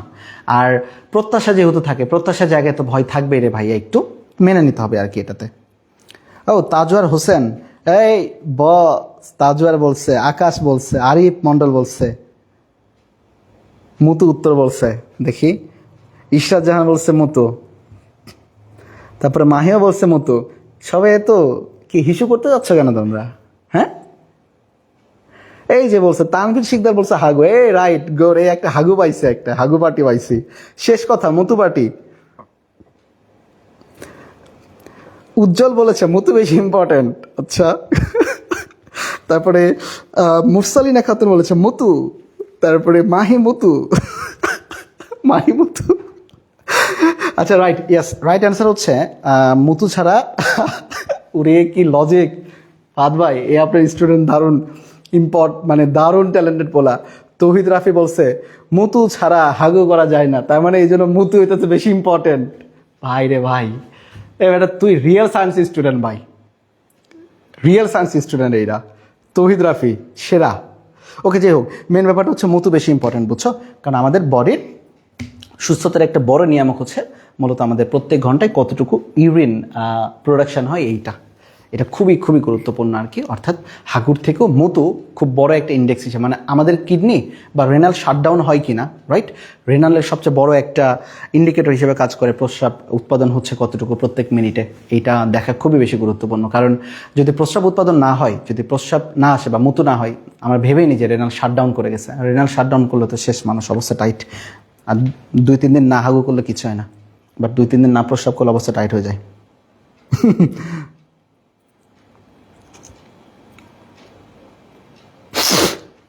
চলো শেষ করে দিই আর কি। দেখো, লা লা লা লা, চলো নিরেট অস্থি আর কি বলছে বলো তো? স্পঞ্জি অস্থি, তাই না? স্পঞ্জি অস্থি আর নিরেট অস্থির মধ্যে পার্থক্য কি? নিরেট অস্থি কি বলো তো? নিরেট অস্থি বাইরের অস্থি, যে বাইরের অংশটা থাকে শক্ত, সেটা নিরেট, আর ভেতরের দিকে যে এই ফোমের মতো অংশগুলো থাকে সেটাকে বলা হচ্ছে কি? স্পঞ্জি অস্থি, রাইট? নিরেট অস্থিতে একটা তন্ত্র থাকে, তোমরা জানো, এটাকে বলা হচ্ছে হ্যাবারসিয়ান তন্ত্র। হ্যাবারসিয়ান তন্ত্র, আবার হাগু তন্ত্র দিও না আর কি প্লিজ, দেওয়া হচ্ছে হ্যাবারসিয়ান তন্ত্র। আর স্পঞ্জি অস্থিতে কি বলতো? হ্যাবারসিয়ান তন্ত্র থাকে না, এটা মাথায় রাখতে হবে। আবার দেখো, নিরেট অস্থি যদি একটা উদাহরণ বলি, উদাহরণ কি হতে পারে? আমাদের দেশের সবচেয়ে বড় হাড় কি বলো দেখি? ফিমার। এই যে ফিমার টিমার হইতে পারে। আর স্পঞ্জি অস্থি মনে রাখবে, আমাদের দেহের যত চ্যাপ্টা হাড় রয়েছে, চ্যাপ্টা হাড় কিন্তু সবচেয়ে বেশি থাকে এই যে দেখো মস্তকে। তাহলে মস্তকের সব হাড়গুলো নিয়ে হইতেছে আমাদের কোন অস্থি বলো তো? চ্যাপ্টা অস্থি আর কি, মানে ওই যে স্পঞ্জি অস্থি এইটা। চলো আমরা একটু পরে ফেলে আর কি। দেখো, হ্যাবারসিয়ান তন্ত্র নামক একক দ্বারা গঠিত। এদের হ্যাবারসিয়ান থাকে না, এদের থাকে ট্র্যাবেকুলি বা ট্র্যাবেকুলা, ট্র্যাবেকুলি বা ট্র্যাবেকুলা। ঘন ভারী এবং মজবুত ধরনের, এরা হালকা পাতলা এবং অসংখ্য কুঠুরিযুক্ত, মানে যে ফোমের মতো পোর থাকে ছোট ছোট। এটি অস্থির বাইরের প্রধান স্তর গঠন করে, এটা অস্থির ভেতরের অবস্থান করে। গুরুত্বপূর্ণ জিনিস, এটা মূলত কঙ্কালতন্ত্রের 80% ওজন বহন করে, বা কঙ্কালতন্ত্রের 80%ই গঠন করে নিরেট অস্থি। আর মূলত ওজনের কত পার্সেন্ট স্পঞ্জি অস্থি? 20%। দেখো, ফিমার এবং হিউমেরাস এ ধরনের অস্থি। আর আমাদের দেহের করটিকা, যে মানে মাথা, চাপা অস্থি, বড় অস্থির অগ্রপ্রান্ত এবং পাখিদের সকল অস্থি মূলত স্পঞ্জি অস্থি। তাহলে আমাদের দেহের মধ্যে গুরুত্বপূর্ণ জিনিস হচ্ছে যে মাথা যা কিছু আছে চ্যাপ্টা অস্থি সব। আবার চ্যাপ্টা অস্থির মধ্যে কিন্তু যে দেখো বুকের স্টার্নামে কিন্তু চ্যাপ্টা অস্থি। আবার বুকের যে রিব, মানে বুকের কাঠি যেটাকে আমরা বলি আর কি, এটাও ভাই চ্যাপ্টা অস্থি। তার মানে এটা হচ্ছে স্পঞ্জি অস্থি সব, স্পঞ্জি অস্থি সব। চলো এরপরে দিকে আমাদের কি বলা রয়েছে? কোমল অস্থি এবং অস্থির মধ্যে, মানে তরুণ অস্থি ভার্সেস অস্থির মধ্যে পার্থক্য, এটা কিন্তু তোমাদের এমসিকিউর জন্য গুরুত্বপূর্ণ, বেশ গুরুত্বপূর্ণ। এর মধ্যে সবচেয়ে গুরুত্বপূর্ণ জিনিস কোনটা জানো? সেটা হচ্ছে এদের আবরণ। একটা নাম হচ্ছে পেরিকন্ড্রিয়াম, পেরি মানে চারিদিকে, কন্ড্রিন বা কন্ড্রন মানে এটা হচ্ছে তরুণ অস্থি বা কোমল অস্থি। তাহলে কোমল অস্থির যে আবরণ থাকে সেটাকে বলা হচ্ছে পেরিকন্ড্রিয়াম, আর যেটা অস্থির আবরণ থাকে সেটাকে বলা হচ্ছে পেরিঅস্টিয়াম। অস্টিও মানে হাড়, অস্টিও মানে কি? হাড়। চলো একটু আবরণের দিকে একটু চিন্তা করি। দেখো আবরণের দিকে চিন্তা করলে যে দেখো এখানে লেখা রয়েছে কি পেরিকন্ড্রিয়াম আবরণ দ্বারা আবৃত, আর এখানে লেখা রয়েছে কি পেরিঅস্টিয়াম আবরণ দ্বারা আবৃত। গেল একটা পয়েন্ট। এরপরে কি পয়েন্ট হইতে পারে আর কি দেখো, যেটা তরুণাস্থি। তরুণাস্থি কোথায় কোথায় থাকতে পারে? সবচেয়ে গুরুত্বপূর্ণ জিনিস দেখো, এই যে আমাদের নাকের ডগায় থাকতে পারে, কানের যে পিনা এখানে থাকতে পারে, শ্বাসনালী এখানে থাকতে পারে। ক্লিয়ার? আর অস্থি কোথায় থাকে? অস্থি মূলত আমাদের কি কি যা যা হাড় দেখতে পাচ্ছ সবই হচ্ছে অস্থি। ওকে, নিরেট অস্থি বলো আর স্পঞ্জি অস্থি বলো, গেল এটাতে গেল। এরপর দিকে চলো সে হ্যাবারসিয়ান তন্ত্র। তরুণাস্থির ক্ষেত্রে দেয়ার ইজ নো হ্যাবারসিয়ান তন্ত্র, আর অস্থির ক্ষেত্রে কি হ্যাবারসিয়ান তন্ত্র মাস্ট বি থাকবে। এরপরে দেখো অস্থি ভেঙে যায় মানে এটা অস্থিতিস্থাপক, বা তরুণাস্থি কি এই যে কার মোড়া খাইতেছে, এই যে কিছু হইতেছে না মানে ওটা হইতেছে স্থিতিস্থাপক। তাহলে দেখো এদের ক্ষেত্রে এটা স্থিতিস্থাপক প্রকৃতি, আর এটা হচ্ছে কি অস্থিতিস্থাপক, রাইট? এখন এটা চলে আসো ম্যাট্রিক্সে। এদের কি থাকে? কন্ড্রিন, এখানে একটু বানান ভুল গিয়েছে, কন্ড্রিন হবে, কন্ড্রিল এখানে লেখা হয়েছে। কন্ড্রিন নামক জৈব পদার্থ থাকে। আর অস্থির ক্ষেত্রে ভাই, অস্থির ক্ষেত্রে তো মাস্ট বি তোমাদের কি থাকবে বলো তো? বিভিন্ন ধরনের পলিস্যাকারাইড, কোলাজেন তন্তু, কিছু থাকবা না থাক, ক্যালসিয়াম তো মারবাই, ক্যালসিয়াম তোমার মারতে হবে, ক্যালসিয়াম ফসফেট এবং ক্যালসিয়াম কার্বনেট। তাহলে ম্যাট্রিক্সের জৈব পদার্থের মধ্যে থাকবে কোলাজেন তন্তু, মিউকোপলিস্যাকারাইড জাতীয় পদার্থ, যেটা কিনা কি করে জানো? লুব্রিকেন্ট হিসেবে কাজ করে মিউকোপলিস্যাকারাইড, মানে হাড়ে হাড়ে যাতে সংঘর্ষ না হয় বা হাড়ে হাড়ে যাতে টাচ খেলেও খুব বেশি যাতে ফ্রিকশন না হয়। এছাড়াও কি কি থাকবে? বিভিন্ন পদার্থের মধ্যে ক্যালসিয়াম ফসফেট এবং থাকবে মূলত ক্যালসিয়াম কার্বোনেট। ক্যালসিয়াম তো থাকবে মাস্ট বি। চলো গঠনের মধ্যে এরা অকঠিন, নমনীয় এবং স্থিতিস্থাপক, এরা কঠিন, অনমনীয় এবং অস্থিতিস্থাপক। অস্থিমজ্জা, এদের ক্ষেত্রে কোনো অস্থিমজ্জা থাকে না। অস্থিমজ্জা মানে বোন ম্যারো। বোন ম্যারো তো আবার দুই প্রকার, তোমরা তো জানো, একটা হচ্ছে ইয়েলো মানে হলুদ, আর এটা হচ্ছে রেড বোন ম্যারো। বাট এই ইয়েলোটা থেকে যেটা তৈরি হয় সেটা হচ্ছে অ্যাডিপোজ টিস্যু, মানে যেটা চর্বি উৎপাদন করে। আর রেড থেকে তৈরি হবে কি বলতো? ওই রক্তকণিকাগুলা, আরবিসি, ডাব্লিউবিসি, পিটি মানে প্ল্যাটিলেট, যা কিছু বলি না কেন। আসো কাজটা কি এর ক্ষেত্রে? কোষের গঠন দেখো, এদের কোষের গঠন হচ্ছে গোলাকার বা ডিম্বাকার, আর এদের হচ্ছে মাকড়সা আকৃতির। এটা গুরুত্বপূর্ণ। কোন আকৃতির বলতো? মাকড়সা আকৃতির। কোন আকৃতির? তাহলে দেখো অস্থিদের মধ্যে যে কোষগুলো থাকবে, এই কোষগুলো হচ্ছে মাকড়সার মানে জাল রয়েছে না, আমি একটু মাকড়সার আকৃতির বলছি, সরি, মাকড়সার জালের আকৃতির মতো থাকবে।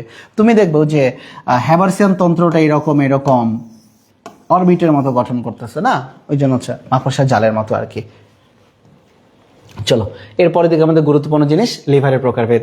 This is the last questions.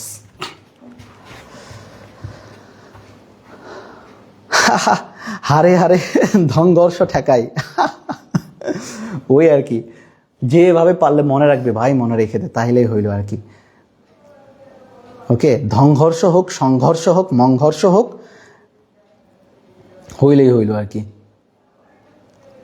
DMC হাগমতুর কথা বলতে বলতে আমার হাগমতু একসাথে চলে আসে। গুড। তো কোনটা আগে হইতেছে? হাগু হইতেছে আগে নাকি মুতু হইতেছে আগে? একটু জানাই দিও তো কমেন্টে ভাই, দ্রুত। চলো লিভারের প্রকারভেদ, এখান থেকে রিটেন প্রশ্ন আসতে পারে যে একটা লিভারের কয়টা অংশ। তোমরা জানো লিভারের অংশ হইতেছে চারটার মধ্যে থাকতে পারে কি ইফোর থাকতে পারে, ফালক্রাম বা পিফর যেটা এটা থাকতে পারে, তারপরে কি দিন দেখো রডস বা বাহু যেটা এটা থাকতে পারে। চারটি অংশ লিখতে পারি আর কি আমরা ডিরেক্ট। চারটি অংশের মধ্যে দেখো বাহু বা রডস, পিভট বা ফালক্রাম, এরপরে দেখো ভার। ওকে, ভার এবং লেখা হচ্ছে প্রচেষ্টা বা বল। ভার বলতে কিন্তু আবার লোড দিও, মাস দিও না, MASS ভর দিও না, ভার লোড। ওকে, আর প্রচেষ্টাকে বলা হচ্ছে ইফোর্ট, EFFORT, ইফোর্ট। ওকে, আর পিভট বা ফালক্রাম। এখন দেখো প্রশ্ন আসতে পারে কি যে লিভারের অংশ কয়টা? চারটা অংশ। আবার আসতে পারে লিভারের প্রকারভেদ কয়টি? লিভারের মূলত 3 ধরনের প্রকারভেদ, প্রথম শ্রেণী, দ্বিতীয় শ্রেণী, তৃতীয় শ্রেণী। ওকে, এখন প্রথম শ্রেণীর লিভারের উদাহরণ তো দুই ধরনের দেওয়া রয়েছে, একটা মানুষের দেহে আর একটা হচ্ছে কি বস্তুর ক্ষেত্রে। এই জায়গাটা যদি তোমাদের রিটেন নাও আসে, MCQ দেখেও পড়ে গেছে এখান থেকে, MCQ চলে আসে এখান থেকে, তাহলে দেখো প্রথম শ্রেণীর একটা জিনিস মনে রাখবা, সেটা হচ্ছে আমি যেভাবে আমার বাচ্চা কাচ্চাদেরকে একটু মনে রাখাই, সেটা হচ্ছে আমি লিখে দিই PLE, লিখে দিই কি PLE। তাহলে পি মানে পিভট, এল মানে লোড, ই মানে ইফোর্ট। তাহলে প্রথম শ্রেণীর লিভারে ধরে রাখো এটা একটা প্রথম শ্রেণীর লিভার, এর মাঝখানে কি থাকবে? পিভট থাকবে। তাহলে দুই পাশে কি থাকবে? এক পাশে লোড আর একদিকে কি থাকবে? ইফোর্ট। দ্বিতীয় শ্রেণীর লিভারের মাঝখানে থাকবে লোড, মাঝখানে কি থাকবে? লোড। তৃতীয় শ্রেণীর লিভারের মাঝখানে কি থাকবে? ইফোর্ট। তাহলে আমাদের লিভারের প্রকারভেদ কয়টা? তিনটা। মনে রাখার জন্য PLE, বলো আমার সাথে, PLE। পি মানে হচ্ছে পিভট, এল মানে হচ্ছে লোড, ই মানে হচ্ছে কি? Effort, right? তাহলে ইফোর্ট যদি মাঝখানে থাকে তাহলে 3 নাম্বার, লোড যদি মাঝখানে থাকে তাহলে 2 নাম্বার, ফালক্রাম বা পিভট যদি মাঝখানে থাকে তাহলে সেটা হবে কি? 1 নাম্বার। পিভটের বদলে অনেক ক্ষেত্রে ফালক্রামও দিয়ে দিতে পারে। এখন আসো মানবদেহ উদাহরণ কি হতে পারে? মানবদেহের উদাহরণটা হচ্ছে মাথা এবং প্রথম কশেরুকার মধ্যবর্তী সন্ধি। এটা মনে রাখো, মাথা এবং প্রথম কশেরুকার, মানে মেন কথা হচ্ছে মাথার কথা একটু মনে রাখো। মাথা, আমরা বলি না পরিশ্রম করে মাথা থেকে পা পর্যন্ত ঘাম ফেলে অর্থ উপার্জন করতে হইতেছে। এরপরে দিকে চলে আসার কি দেখো, পায়ের আঙ্গুলে ডগায় দাঁড়ালে, পায়ের আঙ্গুলে কোথায় দাঁড়ালে? ডগায় দাঁড়ালে, এবং কি ভাঁজ করা বাহু, কি করা বাহু? ভাঁজ করা বাহু, রাইট? তাহলে দেখো কি কথা বলছে, পায়ের ঘাম, সরি মাথার ঘাম পায়ে ফেলায়, মাথার ঘাম পায়ে ফেলায়। তাহলে মাথা কয় নাম্বার বলো? মাথা হইতেছে 1 নাম্বার। তাহলে যখন তোমার মাথার কোনো উদাহরণ আসবে তখন তুমি দিবে এটা কত নাম্বারের উদাহরণ? 1 নাম্বারের উদাহরণ। এরপর দেখো যখন বলা হবে যে পায়ের উপরে বা পা, মাথা থেকে পা, তখন সেটা হবে কয় নাম্বারের উদাহরণ? দ্বিতীয় শ্রেণীর লিভারের উদাহরণ, ওকে? আর যখন বাহু ভাঁজ করা মানে বাহুর কথা যখন বলবে তখন সেটা হবে মূলত কত? তৃতীয় শ্রেণীর লিভার। কোন শ্রেণীর লিভার? তৃতীয় শ্রেণীর লিভার, ওকে? এখন একটা জিনিস খেয়াল করো, বস্তুগত কি উদাহরণ হতে পারে? মাথা, মাথায় চুল থাকে না, চুল কাটি কি দিয়ে? কাঁচি দিয়ে। তাহলে কাঁচি, তাহলে দেখো কাঁচি, কাঁচি হতেছে প্রথম শ্রেণীর লিভারের উদাহরণ। এই যে দেখো আমাদের পা, তাই না? পা দিয়ে তো শক্তি দিয়ে তো ঠেলা গাড়ি ঠেলতেছি, তাহলে ঠেলা গাড়ি যে নিয়ে যাচ্ছে বা কোনো জিনিসকে যে ধাক্কা মারতেছি, শক্তি কোথায়? পা দিয়ে মেন শক্তি দিই না? তাহলে দেখো পা থেকে ঠেলা গাড়িতে ঠেলতেছি, পা থেকে ঠেলা গাড়িতে ঠেলতেছি, মানে পা দিয়ে ঠেলতেছি, ধরে রাখো পায়ের শক্তি দিয়েই। আর এই যে বলছে না বাহু ভাঁজ, হাত, হাতের ক্ষেত্রে এই যে আমরা নেইল কাটি না, হাতেরই তো নেইল থাকবে, নেইল কাটি কি দ্বারা? নেইল কাটার দ্বারা। কি দ্বারা? নেইল কাটার দ্বারা। তাহলে দেখো মাথা থেকে পা, মাথা থেকে পা পর্যন্ত ঘাম ছুটে যাচ্ছে, তাহলে মাথা হচ্ছে প্রথম শ্রেণীর লিভার, পা হচ্ছে দ্বিতীয় শ্রেণীর লিভার। আর কি বলছে? এই যে হাত তৃতীয় শ্রেণী। মাথায় চুল কাটি কি দিয়ে? কাঁচি দিয়ে। তাহলে বস্তুগত উদাহরণ হবে কাঁচি, প্রথম শ্রেণীর। এরপরে দেখো ঠেলা গাড়ি, পা দিয়ে শক্তি দিয়ে তো সবকিছু ঠেলি আর কি, তাহলে পায়ের সাথে ঠেলা গাড়ি। আর দেখো নেইল কাটতেছি, বাহুর নেইল, হাতের নেইল কাটতেছে নেইল কাটার দিয়ে, তাহলে নেইল কাটার আসলে সেটা হচ্ছে তৃতীয় শ্রেণীর লিভারের উদাহরণ হবে। ব্যাপারটা কি বোঝা গেছে এই জায়গাটাতে? এখন আসো এখানে কি হতে পারে, এখান থেকে এমসিকিউ আসতে পারে। শুধু একটা ওয়ার্ড একটু মনে রাখবা, সেটা হচ্ছে দেখো এখানে কথা বলেছে যে অল্প বল প্রয়োগে বেশি ফল, যেটা আমরা সবাই চাই। কম পড়বো বাট পরীক্ষাতে ভালো রেজাল্ট করবো, পড়বোই না চান্স পাবো, এটা আমরা সবাই চাই আর কি, ওকে? তাহলে দেখো অল্প বল প্রয়োগে বেশি ফল পাবো, তাহলে অল্প কথাটা শুনলেই তুমি দিবা প্রথম শ্রেণীর লিভার, কথা শেষ, আর কিচ্ছু লাগবে না। তাহলে অল্প বল প্রয়োগে বেশি ফল, তাহলে অল্প কথা শুনলে তুমি দিবা প্রথম শ্রেণীর লিভার। এরপরে চলে আসে দেখো সামান্য, সামান্য হবে আর কি, সামান্য প্রচেষ্টায় বেশি ওজনকে উপরে তুলে ধরা, এটা হচ্ছে দ্বিতীয় শ্রেণীর। তাহলে সামান্য প্রচেষ্টা দ্বিতীয় শ্রেণীর। আর দেখো দ্রুত গতির সঞ্চালনের সুবিধা, এটা হবে তৃতীয় শ্রেণীর ক্ষেত্রে। এমসিকিউর জন্য দুর্দান্ত, এটা না যতটুকু সিকিউর জন্য তার থেকে বেশি গুরুত্বপূর্ণ হচ্ছে এমসিকিউর জন্য। ক্লিয়ার? PLE আমাদের ক্ষেত্রে মাথা থেকে পা পর্যন্ত হাতে, মাথায় যেহেতু চুল কাটে তাহলে এটা হচ্ছে কাঁচি, প্রথম শ্রেণীর। এরপরে পা দিয়ে সবকিছু শক্তিতে ঠেলতাছি, এটা হচ্ছে ঠেলাগাড়ি। এবং হাতের আঙুল তো আমরা কি, যেটা নেইল আছে, নেইল কাটা দিয়ে কাটি, তাহলে হাতের ক্ষেত্রে নেইল কাটা মানে তৃতীয় শ্রেণীর। তাহলে দেখো অল্প বল বেশি ফল প্রথম শ্রেণীর, সামান্য প্রচেষ্টা তৃতীয় শ্রেণীর, আর দ্রুত গতির সঞ্চালন, দৌড় মারতেছ, দ্রুত গতির সঞ্চালন, তাহলে সেটা হচ্ছে কোনটা বলো তো? তৃতীয় শ্রেণীর লিভারের ক্ষেত্রে এই উদাহরণটা মূলত তোমাদের চলে আসে আর কি। উৎসব শিকদার, হ্যাঁ এমসিকিউ ম্যারাথন ক্লাস নেন একটা, এমসিকিউ নিলে দুর্দান্ত হবে আর কি, বুঝছো? সিকিউ তো তোমাদের এটা মূলত কতিপয় বাচ্চা কাচ্চাদের জন্য লাগবে আর কি এটাতে। ইনশাল্লাহ এমসিকিউ ফাহাদ ভাইকে বলো যদি সুযোগ হয়, আমি ইনশাল্লাহ তোমাদের এমসিকিউ কোন অধ্যায় আমাকে বলো, আমি চেষ্টা করবো আর কি নেওয়ার জন্য। আমার মনে হয় যে এই যে তোমাদের যে সিকিউ টাইপের প্রশ্নগুলো দেখানো হলো, এমসিকিউ যতটুকু পারছি আমি দেখাইছি, এর বাইরে মনে হয় না আর কোনো দরকার রয়েছে। সো আমাদের প্রায় 1.5 ঘন্টার মতো ক্লাস শেষ হয়ে যাচ্ছে। এই তো শেষ, আজকের স্লাইড শেষ। হ্যাঁ বল ওজন সঞ্চালন, ভেরি গুড ভেরি গুড, বল ওজন সঞ্চালন, তানভীর শিকদার, এই তো ভালো বলছে আর কি তানভীর শিকদার। তো যাই হোক আমি জানি না তোমাদের সাথে আজকে আমার প্রথম ক্লাস, সত্যি কথা বলতে স্বাভাবিকভাবেই তোমরা সারা জীবন ফাহাদ ভাইয়ের ক্লাস দেখে দেখে অভ্যস্ত। আজকে আমি একটা নতুন মানুষ আসছি, কখনোই তার মতো আমি পারবো না, বা তার ক্লাসের যেই ওই অরাটা আমার ক্লাসে তোমরা ওইভাবে মিল পাবা না আর কি, তাই না? সো যে যেভাবে অভ্যস্ত, কারণ তোমরা আমার ক্লাস করে একদমই অভ্যস্ত না, আবার আসছি একটা মনে করো যে টোটালি ম্যারাথন টাইপের ক্লাসে। আমি জানি না কতটুকু তোমাদের ভালো লাগছে বা কতটুকু তোমাদের জন্য কাজে আসবে, বাট আমি আমার জায়গা থেকে চেষ্টা করেছি আমার যতটুকু জ্ঞান সেই জায়গাটুকু তোমাদের তুলে ধরার জন্য। যদিও কোনো জায়গায় ভুল ত্রুটি হয়ে থাকে ক্ষমা করে দিও, তাই না? এতটুকু আমার বলার থাকবে। আর যদি সুযোগ থাকে তাহলে বায়োলজি লাভার্স পেজ বা গ্রুপে তুমি চাইলে যুক্ত হতে পারো। আমাদের এখানে অনেক অনেক ক্লাস তুমি পাবা, ভিডিও পাবা। আর ইনশাল্লাহ ফাহাদ ভাইকে স্পেশাল থ্যাঙ্কস জানাচ্ছি যে তার এত বড় পেজে আমার মতো একটা নগণ্য মানুষকে ক্লাস নেওয়ার সুযোগ প্রদানের জন্য। আমি চেষ্টা করব যদি আমি কখনো আবারও সুযোগ পাই, যাতে ভালো কিছু দেওয়ার জন্য যতটুকু পরিশ্রম করা দরকার আমি সেই পরিশ্রমটা করে যাব আর কি এটাতে।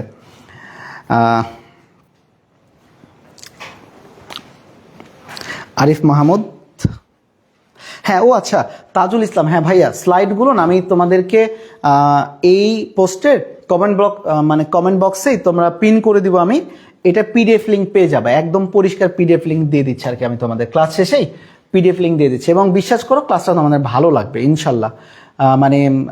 তোমাদের স্লাইডটা বেশ ভালো লাগবে এই জায়গাটাতে, কারণ স্লাইড আমি মোটামুটি অনেক পরিশ্রম করে বানানোর চেষ্টা করছি আর কি স্লাইডগুলো আর কি এটাতে। Best of luck, thank you ভাই। আর কি ভাই, আপনি অনলাইনে আসেন? অনলাইনেই তো আছি, দেখা যাক সামনে কি হবে আর কি। আরো ডিএমসি এর রোল নাম্বার 33। আরে বস অনেক বলো, থ্যাংক ইউ ভাই তোমারে।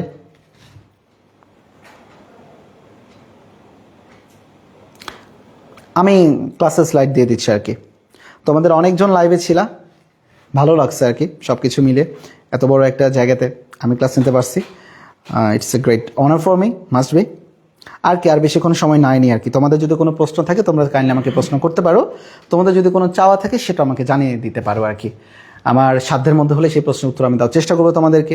অ্যাডমিশন রিলেটেড হোক, বা তোমাদের প্যারা খাইতেছো, মনে থাকতেছে না পড়া, এটাও, বা তোমাদের মনে হয় নতুন কোনো কিছু দরকার, সেটা হলে আমি ফাহাদ ভাইকে জানিয়ে দেবো যে ফাহাদ ভাই এটা দরকার আর কি। তাজওয়ার হোসেন ভাই, কালকের জন্য একটু দোয়া করে দিবেন। আচ্ছা, কালকে নিয়ে একটা কথা বলি। তোমরা জানো কালকে মেডিকেল পরীক্ষার রেজাল্ট দেবে। ভাই অ্যাকচুয়ালি আল্লাহ তাআলা ফয়সালা করে দিয়েছেন তোমার কপালে, যেটা আসুক না কেন ধরে রাখো, ভালো আসলে তো কোনো সমস্যা নেই আলহামদুলিল্লাহ। যদি খারাপ আসে, রবার্ট চার্লস ডারউইনের শুধু আমি একটা কথাই মনে রাখি, বুঝছো, যে সার্ভাইভাল অফ দ্য ফিটেস্ট, যোগ্যতমার জয়। তুমি পরিশ্রম করছো, সৃষ্টিকর্তা তোমাকে ফল দেবেন, অবশ্যই দেবেন। হয়তোবা মেডিকেল দিয়ে না হোক, অন্য কিছু দিয়ে একটা দিবেন। সো তোমার একটাই কাজ, তোমার শুধু একটাই কাজ, লেট ইট গো, যেতে দাও, পেয়ে যাবা একটা সময়। এবং তোমার নসিবে যা আছে তুমি দেখবে পেয়ে যাবা। ঠিক আমি আমার যদি ছোট্ট একটা গল্প তোমাদের সাথে শেয়ার করি, অনেক ক্ষেত্রেই আমি করি আর কি, সেটা যে আমি রাজশাহী কলেজের স্টুডেন্ট ছিলাম 2015 সালে। আমার লাইফের একমাত্র গোল ছিল যে আমি মিলিটারি অফিসারে জয়েন করব। আমি গ্রিন কার্ড হোল্ডার ছিলাম, বুঝছো। তো সব কিছু পাওয়ার পরে না, মানে মিলিটারি একাডেমির ভাত আমার পেটে জোটে নাই আর কি, সহ্য হয় নাই। এরপরে যে হোক, আমি ঢাকা বিশ্ববিদ্যালয়ে পড়াশোনা করছি 1 বছর, বিজয় কতর হলে রেসিডেন্ট স্টুডেন্ট ছিলাম। কখনো কোনো দিন যে মেডিকেলে আমি আসবো আর আজকে আমি নিজের নামের সামনে ডাক্তার লাগাবো, এটা আমার ফ্যামিলি বলো আমি বলো কখনো কল্পনা করি নাই আর কি। এবং আমি কোনো কোচিং, তথাকথিত ওই ধরনের কোনো ব্র্যান্ডেড কোচিংও পড়ি নাই, এমনি আর কি। ঢাকা বিশ্ববিদ্যালয়ে পড়তাম, রিডিং রুমে 2-3 জন বন্ধু মিলে একটু রাত্রেবেলা একটু জাস্ট গ্রুপ স্টাডির মতো করতাম। হঠাৎ করেই বাবা মা বললো, দেখ মেডিকেলের সেকেন্ড টাইম দিয়ে দে, দেখা যায় কিনা। তো জাস্ট মানে উইদাউট প্রিপারেশন বলবো না, প্রিপারেশন নিয়েছি নিজের মতো করে, বাট কোনো জায়গায় ওই ধরনের পড়ার সুযোগ হয়ে ওঠে নাই আর কি আমার। খেলতাম, ঘুরতাম এইভাবেই। তো দিয়ে এই তো দেখলাম হয়ে গেল আর কি মেডিকেলে। এবং যে জিনিসটা আমি কখনো চিন্তাও করি নাই যে আমি মেডিকেল লাইফে আসবো, তো এই যে দেখো আজকে সৃষ্টিকর্তা আমাকে নামের সামনে ডাক্তার পদবি লাগার সুযোগ করে দিয়েছেন। আমি তো ভালো আছি, খারাপ তো নাই। বাট যখন আমি যশোর মেডিকেল আসি প্রথম বছর, আমার এটাও আমি ডিসিশন নিয়ে ফেলছিলাম যে না, আমি ঢাকা বিশ্ববিদ্যালয়ে আবার ব্যাক করবো, আমি থাকবো না, আমার দ্বারা থাকা সম্ভব না। বাট এই যে তোমাদের সামনে কথা হচ্ছে, এত মানুষজন আমাকে চেনে, ভালোবাসে, রোগীদেরকে সেবা দিতে পারি, সব কিছু মিলে life is going on and well, ভালো যাচ্ছে। সো তুমি পরিশ্রম করো, সৃষ্টিকর্তা তোমাকে তো দেবেই কিছু না কিছু, টুডে অর টুমরো। তো আগামী দিন যেটা আসুক না কেন, যদি খারাপও আসে, দাঁতে দাঁত লেগে না বসে থাকো, মানুষ কথা তো বলবেই। সফল হও, মুখে টেপটা মেরে দেবো আর কি তাদেরকে। আর আমার প্রোফাইল একটা কথা লিখে রাখি সবসময় যে মেধার প্রতিশোধ বড্ড নির্মম, হাতে মারতে হবে না, ব্রেনে দেখিয়ে দেয় সবাইকে। সো যে যেখানে থাকো সুস্থ থাকো, ভালো থেকো, টিকে থাকো। একটা কথায় শেষ, খেলা শেষ পর্যন্ত মাঠ ছেড়ো না, টিকে থাকো, হবেই, দেখবা কিছু না কিছু তো হবেই আর কি এটাতে। আজকে এতটুকুই থাক। আর জুবাইর হোসেন আইসিএসবি নিয়ে অন্য একটা দিন কথা বলা যাবে, অনেক বড় গল্প জুবাইর, আইসিএসবির অনেক বড় গল্প আর কি। আমার লাইফের সবচেয়ে সুইটেস্ট অ্যান্ড বিটারেস্ট একটা অধ্যায় এই আইসিএসবি আর কি এটাতে। স্যার পরে মনে থাকছে না কি করবো, ফার্স্ট ইয়ারে চিল করে বেড়াবে, এটা ফার্স্ট ইয়ারে কোনো পড়াশোনা নেই, ফার্স্ট ইয়ারে শুধু ঘুরবে। আচ্ছা, আর কোনো কিছু মনে হয় দরকার নেই। সবাই ভালো থেকো। আইডি থেকে জুবাইর হোসেন আইডি দেন, আইডি। আচ্ছা, আমার নাম হচ্ছে এমডি তৌহিদুর রহমান। বায়োলজি লাভার সার্চ দিও, পেজে পেয়ে যাবে আর কি। বায়োলজি লাভার্সে সার্চ দিলে পেয়ে যাবে আর কি সবাই এটাতে। এমডি তৌহিদুর রহমান দিলে আমার একটা প্রোফাইল ভেরিফাইড একটা আইডি আসবে। ওকে, ভালো থেকো সবাই। আবারও যদি আল্লাহ তাআলা চাই কখনো কোনো দিন তোমাদের সাথে দেখা হবে। আর তোমরা অনেক মানে গুরুজনের একটা ক্লাস পাও বাংলাদেশের বায়োলজির ক্ষেত্রে। আমার মনে হয় না যে এত পায়োনিয়ার মানুষ, এত প্রমিনেন্ট মানুষ রয়েছে ডাক্তার ফাহাদ ভাইয়ের মতো আর কি। আমার কাছে মনে হয়, এটা আমার নিজের অবজারভেশন। সবাই ভালো, বাট আমার কাছে ওটাই ভালো লাগে। সো সবাই ভালো থেকো, সুস্থ থেকো, দেখা হবে বিজয়। আসসালামু আলাইকুম।